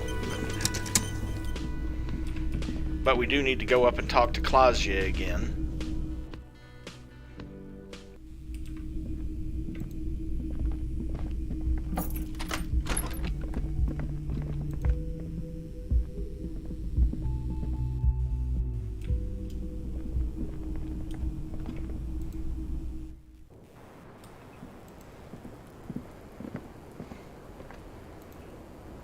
It's still raining. Is your hair dry yet? Officer, what brings you up here again? Titus Hardy gave us a recording where the deceased states his intention to commit rape. She puts her coffee cup down with a soft ring as the porcelain meets the metal table. Did he? I never said he was a good man, or that he had good intentions. Only that he was never bad to me. On this tape, he specifically identifies you as the target. Where did they... It's intercepted radio chatter of the deceased, recorded via de-encryption station. It's authentic enough. Does he say he's gonna do it Soldier of the Apocalypse style? Those are the exact words he used. Yeah. That was practically his pickup line. She picks the cup back up. A memory surfaces in her tired neocortex. It's not entirely unpleasant. Did he say whores a lot? Was he pretty much on the verge of doing it Kohoi style? Kohoi was mentioned. He wasn't actually there. He didn't do a tour, or at least didn't tell me he did. Would have been overkill anyway. He lived his own little Kohoi. It wasn't his everything. Why say things like that? Machismo? Yes, was he bragging? Oh no, I'm pretty sure he did all those things. Then integrated them into his idea of normalcy. To keep on living. Until they just sort of turn into his, what's the word I'm looking for? Coping mechanism? Running joke. I was gonna say running joke. And it sounds like you didn't even get the good bits. Lely's punchlines got way, way funkier than that. He was like the Seminoles conflict, the Kohoi massacre, and the 36 famine in Yezut all rolled into one person, then cast in Orani's ceramic armor, which he wore in bed and in the shower. And you spent time with this person romantically? We're all scraping up any happiness we can find, officer. Going around with our little scouring sticks. You, your first love, Mr. Kohoi here. Did he tell you he had actually done any of those things? He and Martinez, I mean? No. We were too busy laying waste to our own nervous systems to direct any of the fury outward. He seemed happy, I guess. At ease. As much as a man like him could be. There is a small measure of pride in her that she could quell the rage in such a being. What kind of man was he? Before you go, ask for details. She seems okay to talk about it. Thank you for clearing that up, miss. Whenever you're ready. I'm interested to hear what Titus Hardy has to say now. And we have to go talk to him again, She too. takes a very small sip of her coffee and smiles. Now that you've had some time, can you tell us more about the victim? Like, for example, his name? Actually, officer, I didn't know his name. I just called him Lely. A nickname? I guess. He came from Lelystad. It's short for that. And it was his army name, apparently. He said his real name wasn't his. I tried to pry it out of him, but it was no use. Lelystad. That's a good start. The lieutenant writes it down in his notebook. We have a few questions you can help us with. A few things a field autopsy alone can't answer. The young woman cranes her neck, trying to catch a glimpse of the page the lieutenant passed to you. On it is a list of autopsy observations, recorded neatly in blue ink. Everything left to be clarified is in the column on the left. Where is Lelystad, the place I mean? In Oranje, officer. It's, I think municipality is the term. A nowhere town there. The Lelystad municipality has few boroughs and even fewer cities. It's made of agricultural plots near the border of Gottwald. Executive summary: cows, silos, and wheat. Oranje? Oranje's map of waterways? This fits with his tattoo. You were almost right, officer. That means his race was occidental, not mondial. I'll update the form. You were both from Oranje? Yes. We were compatriot. Did that bring you together? No. He was too old for that. And from another part of Oranjenrek. I didn't even understand his accent. What brought us together wasn't Oranje. It was bad habits. Sex, alcohol, speed, probably also sildenafil, and violence. No love for Muta Oranje? Wasn't he a soldier? A military man, but not a patriot? No. He left the National Service after they taught him to do what he did on Seminine. He wasn't the flag-waving kind. He was the making money, killing people kind. He was by no means a stupid man. A people person. A small platoon leader. Certainly not a patriot. A flash of rage comes over you. The words have already left your mouth. A disgraceful mercenary. The Oranje state should have checked his breast for sublime patriotic rage before they trained Had him. he passed that test, we wouldn't have gotten along. Come to think of it, maybe it was our hate for Oranje that brought us together. I love Revachol, though. I hope she loves me, too. How old was he, miss? He was 42. 42? Are you sure? I would have had him above 50. He had many scars that made him appear older. But no. The memory makes her smile. He even celebrated his birthday, like, some weeks ago. It was a funny 2 days. He had little reason to lie to me. We were slightly off then. Thank you for clearing it up. The lieutenant makes a correction in his notes. The adversary one. His eye color? Blue. Light blue. They were like little blue galaxies, you know?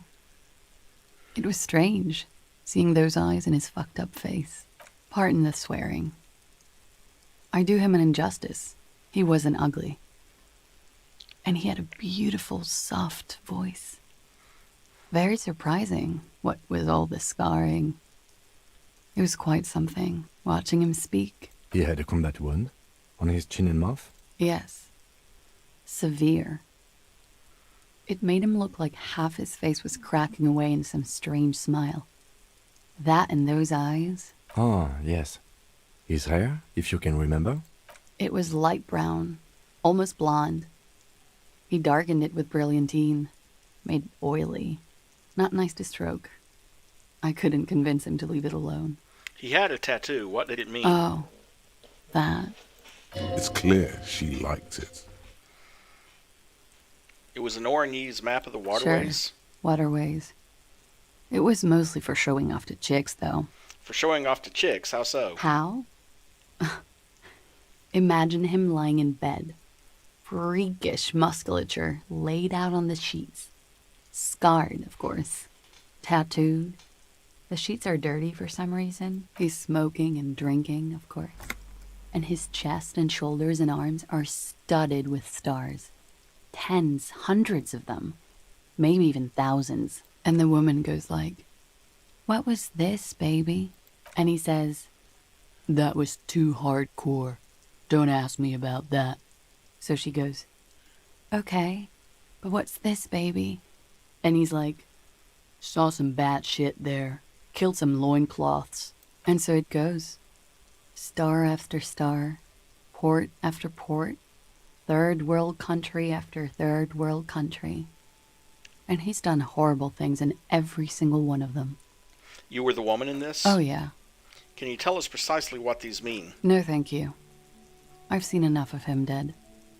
I can tell you what they meant without looking at them. She pours herself more coffee. Go on. He was a blue-eyed boy with thick arms, from a small town. He was also poor, and the government of Orania needed some people killed, so they turned him into a grotesque killer. For money. He went to Killer Academy in Vredefort.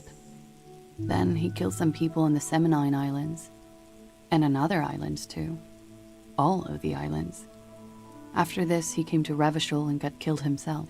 Thank you for clearing that up. Change of topic, perhaps? We ordered a toxicology report. Any idea what that'll show us? A real rainbow splattering of pharmaceuticals, I bet. Barbiturates, amphetamine, sildenafil. Hear that? Sildenafil. Just like you suspected. You have a great nose for this stuff. Oh, I imagine he does have a nose for this stuff. It's for maintaining an erection. Uppers are vasoconstrictors, so that feat becomes problematic. That's vaguely TMI. Okay, and why do I know you're a this? Scientist, of course. Oh, of course. How much does the toxicology report cost the police of Revachol? I can do it for half of that. Save you some money, make some myself. It's quite expensive, miss. But we'll manage without your help for now. Could it be love that did him It in? very well could be, yes. What do you mean? What do I mean? I have no idea. I don't even know what you mean. Love did him in? What does that mean? Okay, then another Of course. question. Because I'm not going to sound like a crazy. I think we're finished with this line of questioning. All right. The lieutenant puts the slip back in his notes and observes the young woman for a moment. Coolly, gracefully, she pours herself more coffee. Let's return to this later, miss. Wait, stop. That man, bloated beyond all recognition, was 42? It's what she said. Below the damage, the weeks of decomposition, all the swollen indignity of mortality. He was 42 years old. Where is this How going? old are you?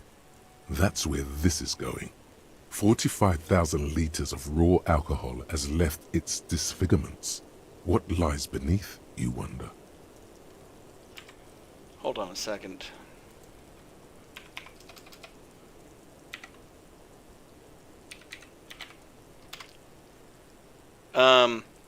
I seriously think that's an exaggeration. Even as old as Harry is, I seriously doubt he drank 11,900 gallons of alcohol. You could ask either one of them. Kim, how old do you think I am? Huh? How old do I look? How old? 58. What if you're wrong? We were both wrong about the deceased. He turned out 40. 42. and he was deceased. He had been decomposing for a week. The ravages of Al Ghul are nearly as extreme as that of death itself. This silent. Then... Sure, you're 42. Wait.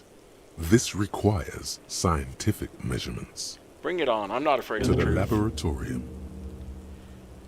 And that gives me another thought, the date of birth generator, which, if I internalize it, reduces the difficulty of all passive physique checks and raises the learning cap for logic to 4.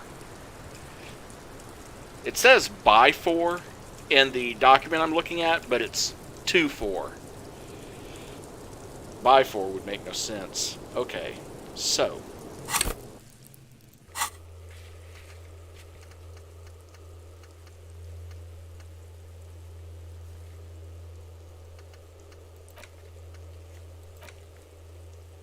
I need to go ask the Mesk about the armor.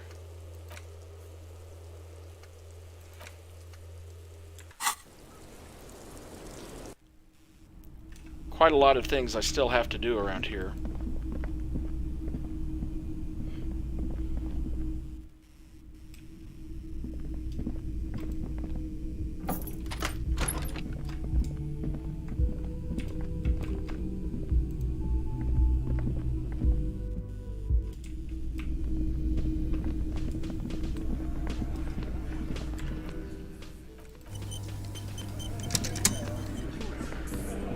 It's you again. What is it?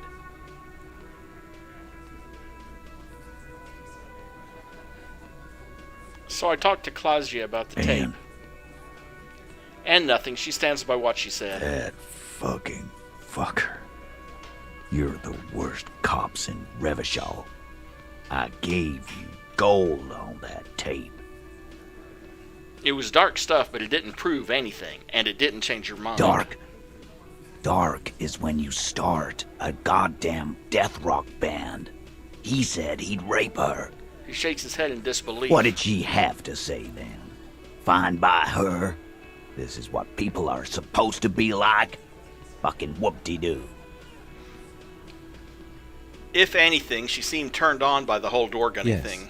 In fact, I think she thought it was a little funny. Funny? No good goddamn psycho whore. Alright. All fucking righty then. I guess it's good then.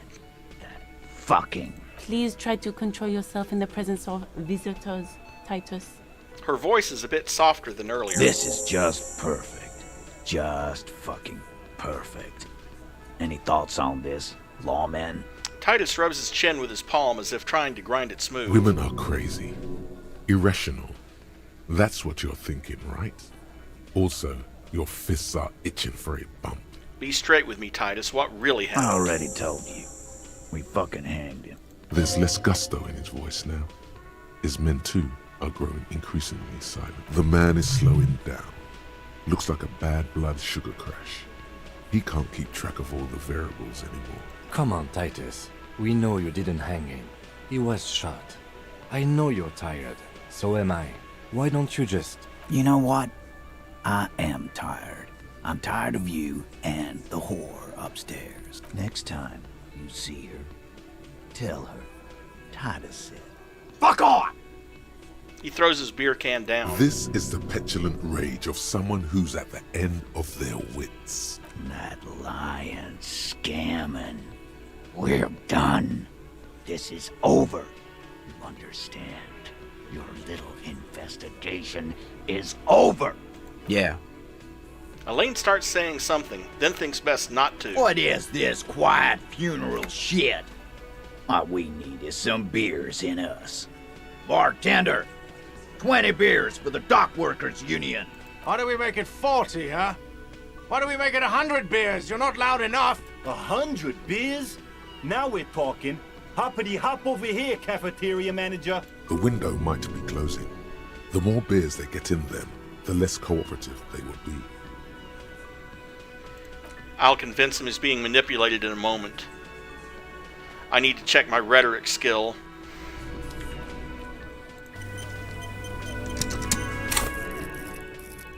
Might as well, right?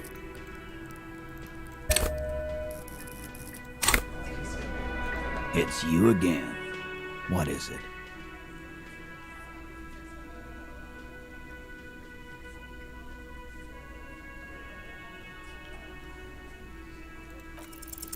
Convince Titus he's being manipulated.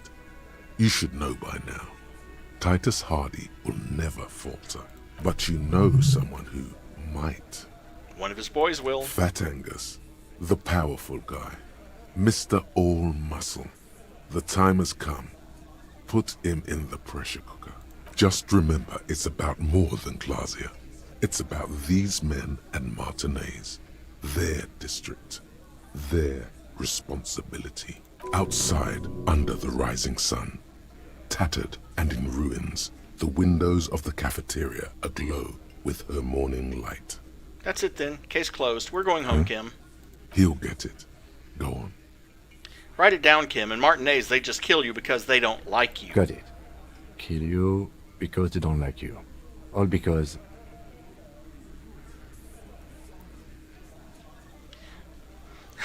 because of some chick. Bring that up one more time, and you won't get to write that report. The man's fists under the table are balled. You can tell from his neck and shoulders. He means it. Yes, I understand, Alain. That's your name, right, Alain? You'll kill us. That's what they do in the wild north. They just hang you like in the Dark Ages, make a display of your corpse. It wasn't that. It wasn't... We just couldn't get him down, okay? That's it. That's the weak one. You flushed him out. Now go in for the... Officer, you will be next if you don't shut up. The old man reaches for his belt, but his voice is strangely calm. Firearm. A Glass 08 or a 38 caliber pistol. Either is small enough for you to have missed. He's onto you. He knows what you're trying to do. Or what? You're gonna kill me like you killed him for no reason? We didn't kill him.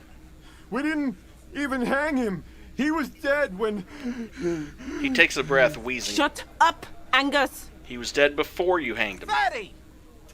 Say one more thing to the cops and I'll... Dennis, stand down, or I'll beat your head in. Theo, take your hand off the belt. This isn't 31. I've got this under control. The room falls quiet. So quiet you can hear Angus wheeze. You know, I knew a guy that was about the size of Angus. If he was wheezing, it was because you caught him at a bad time. He's been walking. The dude is the only guy who ever managed to get stuck in the chairs at the student union. And those are some big chairs. Angie, where's your goddamn inhaler? You sound like you're dying. I left it home. I can't get it. I'm too fucked. I'm sorry. Why are you so fucking fat, Angus? Now it's all pointless. Because of you. You wasted my time. I told you, Titus. I told you just give her up. Lizzie, your help is no longer needed here. Go tell Everard. Fine. I'll tell him. After a long walk along the coast. She walks off without looking back. What just happened between these two? You're in. He's all yours. Questions. So you didn't kill him. He was. So who killed the merc then? Annie Leeds? Not yet. Just some ideas. She says the shot came from outside, behind the window somewhere.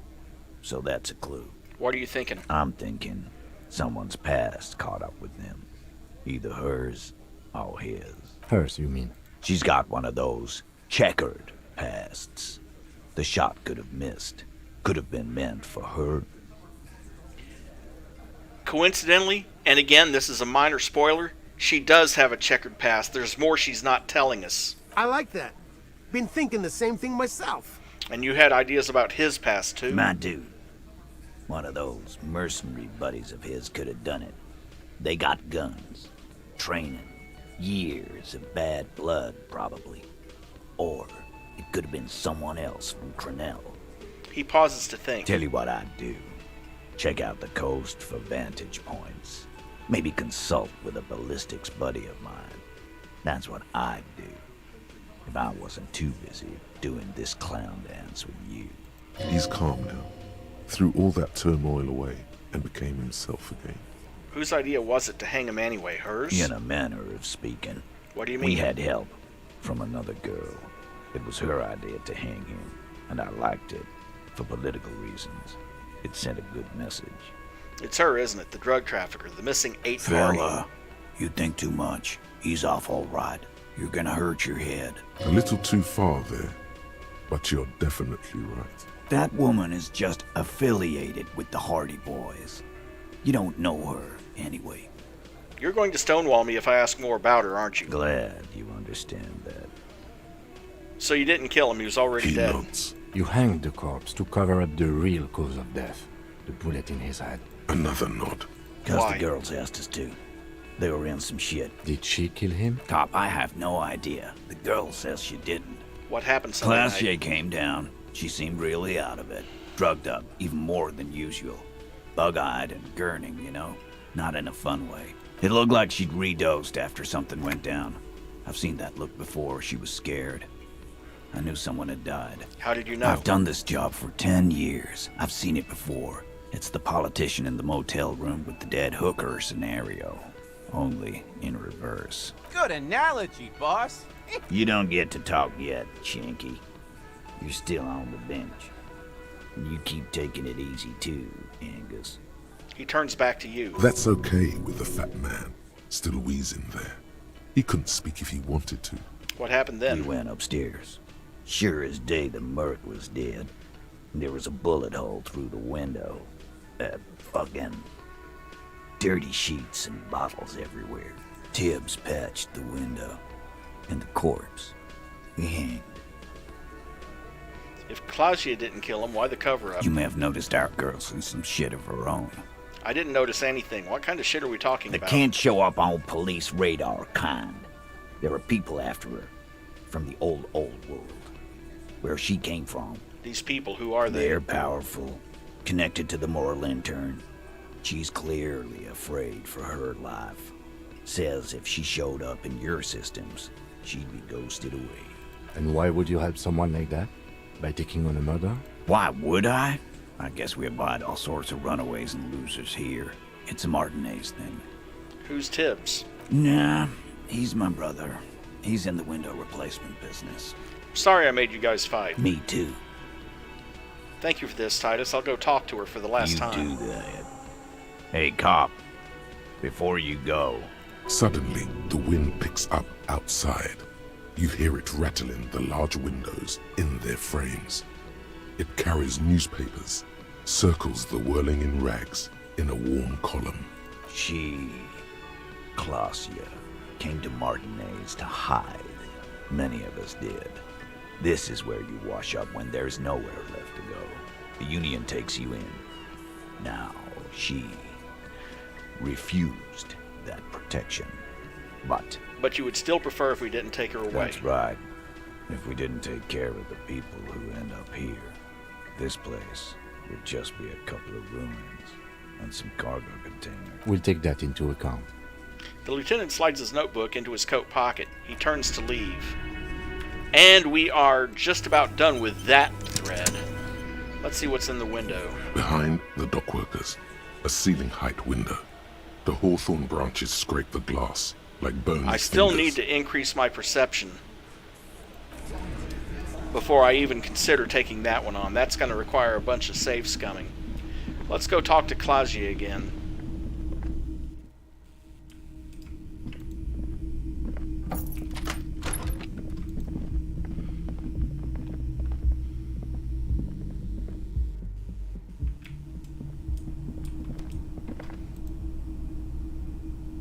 Come on.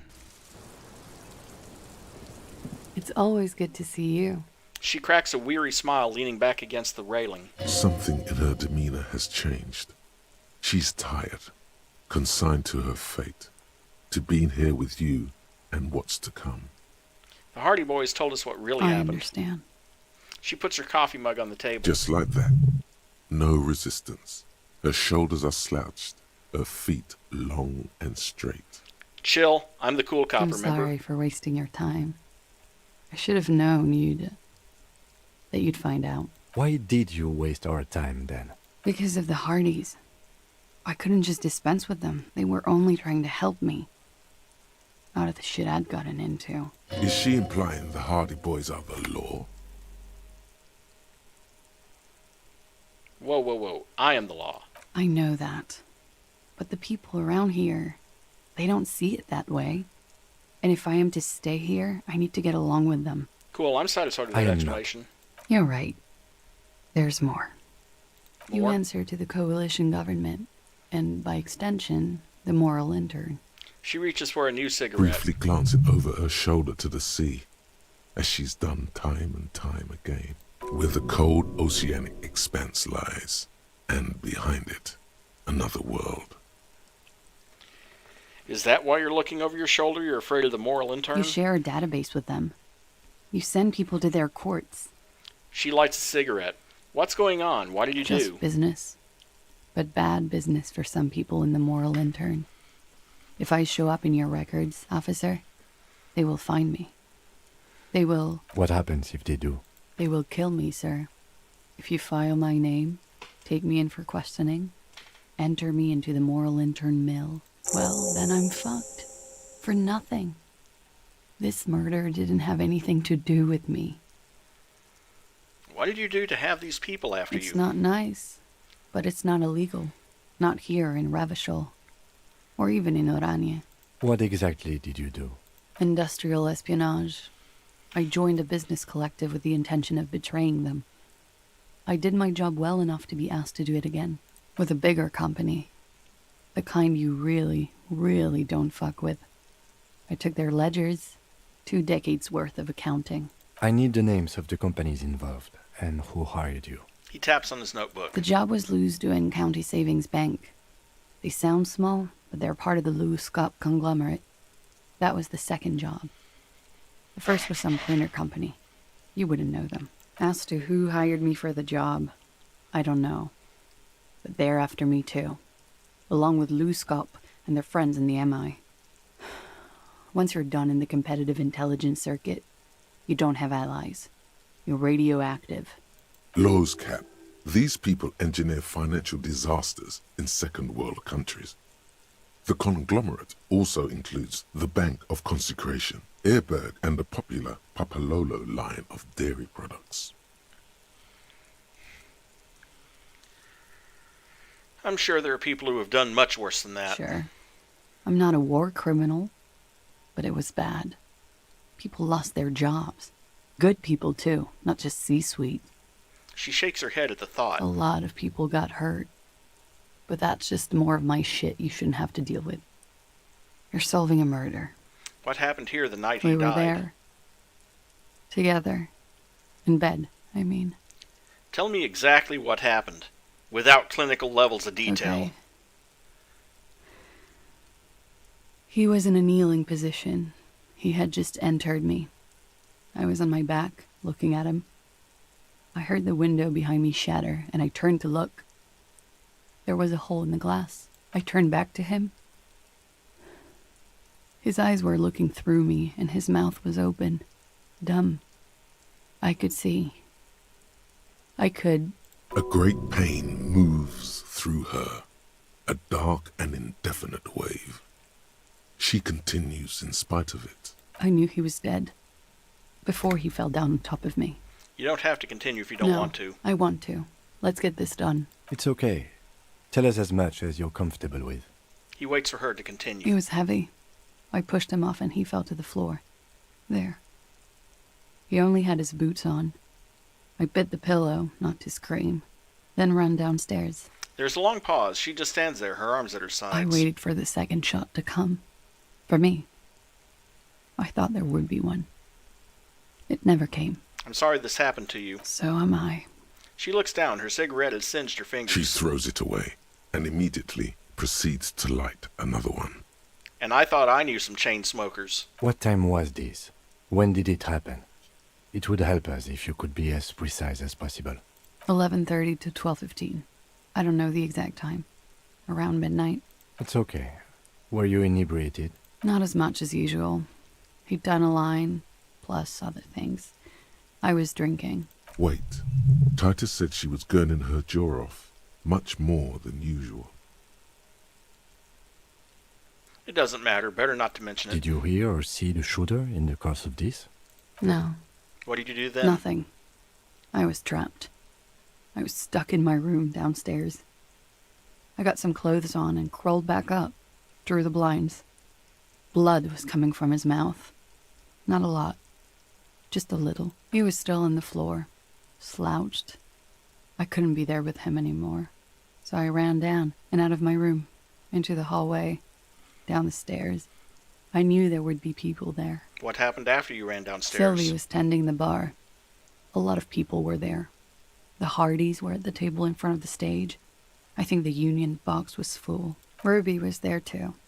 They were having such a good time. I sat down and they all welcomed me. I didn't even have to say anything. Ruby knew something was wrong. Ruby? Before we continue, who is Ruby? Ruby. You know, the leader. The leader? Of what? The Hardy Boys. I thought Hardy was the leader of the Hardy Boys. Well, nominally, yes. Ruby's the one they go to when things happen, like things they need taken care of. She's the organizer. This Ruby, in her phrasing, is entrusted with great power. She trusts her. So do the others. Would you say she is the 8th Hardy Boy? Why not? Okay, let's go on. What then? Well, Ruby said let's talk upstairs. I showed her the room. I've known these people since December. They know my situation, that I can't leave a paper trail. Ruby was the first one I told. She said she'd take care of this. It's what she does, you know, take care of things. I helped her get the body to the bathroom. We used a belt to pull him up under the shower, to keep him upright. To produce lividity, matching a hanging? Yes. We completely missed the tampering. Looks like you got there in time. What was this, 20 minutes after death? Oops. About 20, yes. Ruby explained it would make the blood... You know what he does. She looks at the ground, then raises her light brown eyes to meet yours. Then what did Ruby you do? went outside to talk to Titus and the boys. I was just looking at Lely in the bathroom. I had to put his clothes back on. His armor, too. It was tough, but I've seen him take it off and put it on many times. It took Ruby maybe half an hour to come back with Titus. I'd gotten him ready by then. They carried him out. I knew what they were going to do. Make it look like a hanging. Ruby said they would. What did you do while they were hanging Ruby him? said to wait here. She also said I wouldn't see her for a while. That we should lay low or something. So I did. Where is she now? I don't know. I haven't seen her since. We will need to take this question to the Hardy Boys. Interesting. Why did this Ruby go through so much trouble to hide something someone else did? Look into this later. When it happened, did you hear a When he gunshot? was shot? I may have. I don't know. I couldn't hear anything over the glass exploding. Could the people after you have That's killed the him? first thing that went through my head when I heard the glass break. And? I thought they'd found me. They've killed him to punish me. All last week, I've tried not to talk to anyone or be seen with anyone She looks at her cigarette. so they wouldn't be hurt. I've come to understand, however, this is paranoia. What happened didn't have anything to do with me. It probably didn't. Or I don't know anything anymore. All I do is wait here. She looks at the table. We can't go after Loose Cap. Not yet. There are other, saner leads. I don't ask you to, Lieutenant. If there's one thing I know, it's that you'll get nothing from there. Why did you call the cops if you're hiding? Because I'm an idiot. The answer comes fast. Which is an indicator of truth. Idiot. She's nothing of the sort. So you would have us believe, but you're You not. have to understand, the people around here, no one was making the call, and he kept rotting. And then they picked his clothes off, and that little fucker threw stones at him. Her jaw is clenched. Her throat moves. It takes all her strength not to cave in and sob. Once. Just one time. He kept throwing stones at him for 3 days. I could hear the thud. Thud. Last week, Angus and Titus's brother, I think he's called Tibbs, took care of it. You should have another look at that window after this. Reconstruct the scene. It's right there. In her bedroom inside? Yes. You see the glass sparkling out of the corner of your eye. I think we're done She here for now. nods silently. She doesn't even smoke. Just picks up the cold coffee and holds it in her hand. He's thinking, are we done here? Or maybe you should take her to the station for safekeeping. She lied to you, and she's a flight risk.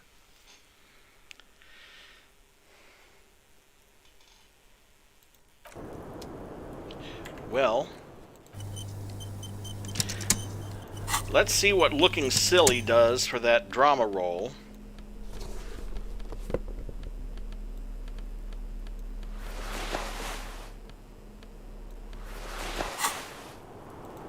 Hello, officer? 42% chance.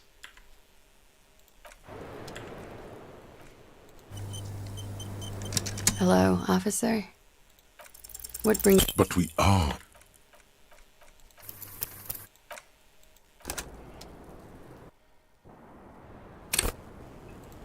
Hello, officer? Who? What? Dear God, you've been lied to. She could have killed her lover and lied to everyone. She's not candid at all. She's smoke and mirrors and will-o-wisp. She probably didn't give you her real name either. Why would she? Arrest her immediately before she further entangles you in her web of lies. Your real name isn't Claudia I Mondu. agree. You wouldn't give us your real name. Okay. Tighten it. You've got her. Okay, what? It's not. I knew it. You log your work every week. It's all transmitted to Common, sir. I couldn't just beg you not to enter my name. So I lied. Like I lied before. Like I did. She's not lying now. She really is very tired. Her metabolism is failing her. The afterglow of whatever narcotics she's been taking is wearing off. Was the passport bullshit too? The passport you keep No. getting? It's submerged in a plastic buoy on the coast, in the reeds. It just doesn't say Claudia Amandu. It says Anouk Mea Smith. Falsified documents? Passport and visa. Given to me by my employer. I can't even use them. My employer probably leaked the name, Mea Smith, to hurt me. Why would they do that? I didn't show up to a rendezvous. They don't take that lightly. I didn't show up because I was afraid they'd do something to me. The job was finished. I'm just a liability now. Where's this West buoy? of the boardwalk, in the reeds, on the coast there. I put it there when I first arrived. Haven't been there since. I'm not sure I could even find it now. It's useless. West of the boardwalk in the reeds? We have to check this The buoy out. lieutenant makes a note of it. You're welcome to it. It's in the reeds northwest of here, past the Bergen sewage pipe, right near the waterline. Enough. She nods, her back straight, ready for whatever is next. Let's change the subject for the time She being. slowly lights another cigarette and steadies her breath, as if in the presence of some tiger. You are. This is not the end of this. It is if I say it is. Now then.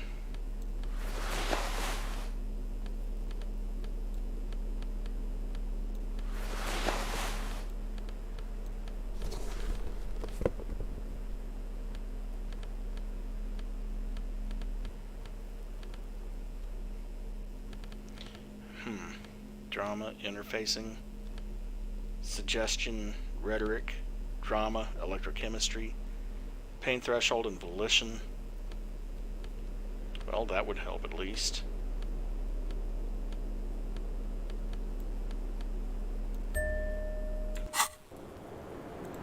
Hello, officer?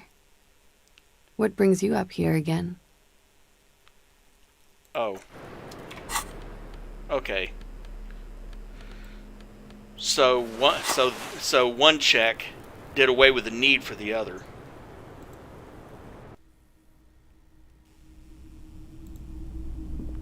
This window is pristine on the inside, unlike the one next to it. This window is pristine on the vague. Seriously, 60% chance of success. This window or close to it. is pristine. Golden light melts away into the blue, glassy darkness of your mind. In it are two neon-lit shapes, a man and a woman on the single bed. What position are they in? She told you what position they're in. Like the witness said, the man is kneeling, the woman is on her back. It's the night of March 4th and a shot has just been fired. The man looks directly at the woman. The shot's possible directions converge in his mouth. A ray cast from somewhere outside, entering his brain, ending him. Where does it come from? From the roof outside, location A prime. The glass fractures around the bullet hole. Shards face inwards like a corona behind the woman's back. Inspect the The ghostly man figures. does not know the bullet has entered his brain. He never will. Death comes faster than the realization. Have a look at point A. The ray cast from the man's mouth unravels into a fan of possible directions, all on the roof at first. The shot could have come from any of them. This is composite location A prime, most likely of the origin points. Shouldn't there be gun residue There outside? could have been. Then the rain and slush and wind washed it away. This was more than a week ago. So I'm what, 80% sure the roof is where the shot was made from? 72%, with an antique weapon that fires military-grade ammunition. A Belma-grave rifle, for example. This is a good short distance, but not too short. The perpetrator aimed with their back against the railing, or possibly kneeling for precision. This would explain why it only took them one shot. The lights were on in here. Outside it was dark. It was like shooting fish in an aquarium, a well-lit aquarium. The victim opened his mouth to let the bullet in. Neither of them would have seen anything outside in the darkness, too busy with their own bodies. Are there any arguments against A prime, the roof? None that you've found thus far, but that doesn't mean there aren't any. Could the shot have come from inside the room? Point X would contradict the woman's testimony, rendering the entire proposition void. These figures would be wiped out, Detective. Could there have been another point of origin further away? That's a 28%, yes. In this model, the shot could have come from a greater distance. Nothing excludes the possibility. Should we extrapolate to include every possible point of origin in Martinez? Yes. According to your map of the district, this shot could have come from a wide angle of locations, starting with the northern edge of the abandoned boardwalk, ending with an islet in the bay. Let's call them B prime. More precisely? B prime for boardwalk, B double prime for Land's End, and B triple prime for the islet, Detective. There may be smaller points in between, but those are too fine to zoom in on. Have to look at point B triple prime. 1 kilometer away, a point beyond the docks, on an islet in the bay. The fort is ruined, but the perpetrator may have found a stable spot on the beaches surrounding it, where the concrete crumbles into the sea. As you saw in the coin-operated viewer, the shot would have been a small miracle, 5% likelihood. There is an extremely narrow field of view from the bay to the window, between Rue de Saint-Ghislain 10 and 33A. The angle would have been extreme, and access to the islets is questionable. Have a look at Land's End. 1.2 kilometers away, the least likely of these positions. Let's say 3%. A truly skilled sniper could have done it, possibly from a tent. No, too far-fetched. Have a look at the boardwalk. 700 meters away, the likeliest of these B positions, 20% chance. A skilled sniper could have made the shot, provided he had a safe sniper's nest. Even with the light on inside, we're talking military training. At that distance, the perpetrator would have had to take wind direction into account. And humidity and wind speed and all sorts of other factors. Kim, do you think the shot could have come from further than the roof in Martinez? From where, precisely? Let's say B prime, the boardwalk, B double prime, Land's End, B triple prime, the islet. I see you have given this a lot of thought. Are those the locations you've singled out in addition to the roof? And what is the likelihood, in your opinion, that it came from a further distance? Much less than from the roof, but still. Okay, well, we should see if there is gunshot residue or sniper nest if we go down the coast. Rule these spots out one by one. It would be the diligent thing to do. Until then, personally, I'm going with the roof version. A simple hypothesis can be wrong, but it's something to build on.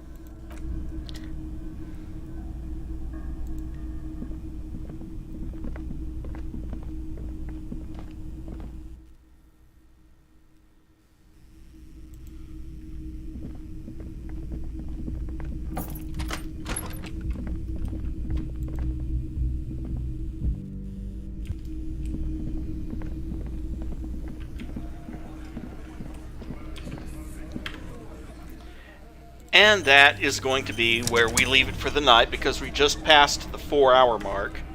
We'll finish talking to Hardy and get his words next session. We also have to talk to Kuno again. Damn it. We have to talk to what's his name up by the thing, the roadblock. And of course, I actually do remember the shot didn't come from the roof. In fact, it did come from that islet out there. And there's the whole church situation to deal with. So, that'll all wait for the next stream. But we did make a lot of progress today. We got several more skill points, unlocked a couple more memories, and got to the bottom of what's really happening with that dead body. So, that's going to be it for today. I thank you all for coming. If you're if you're new to the channel and you'd like to support me, don't forget to like and subscribe. And have a great rest of your day.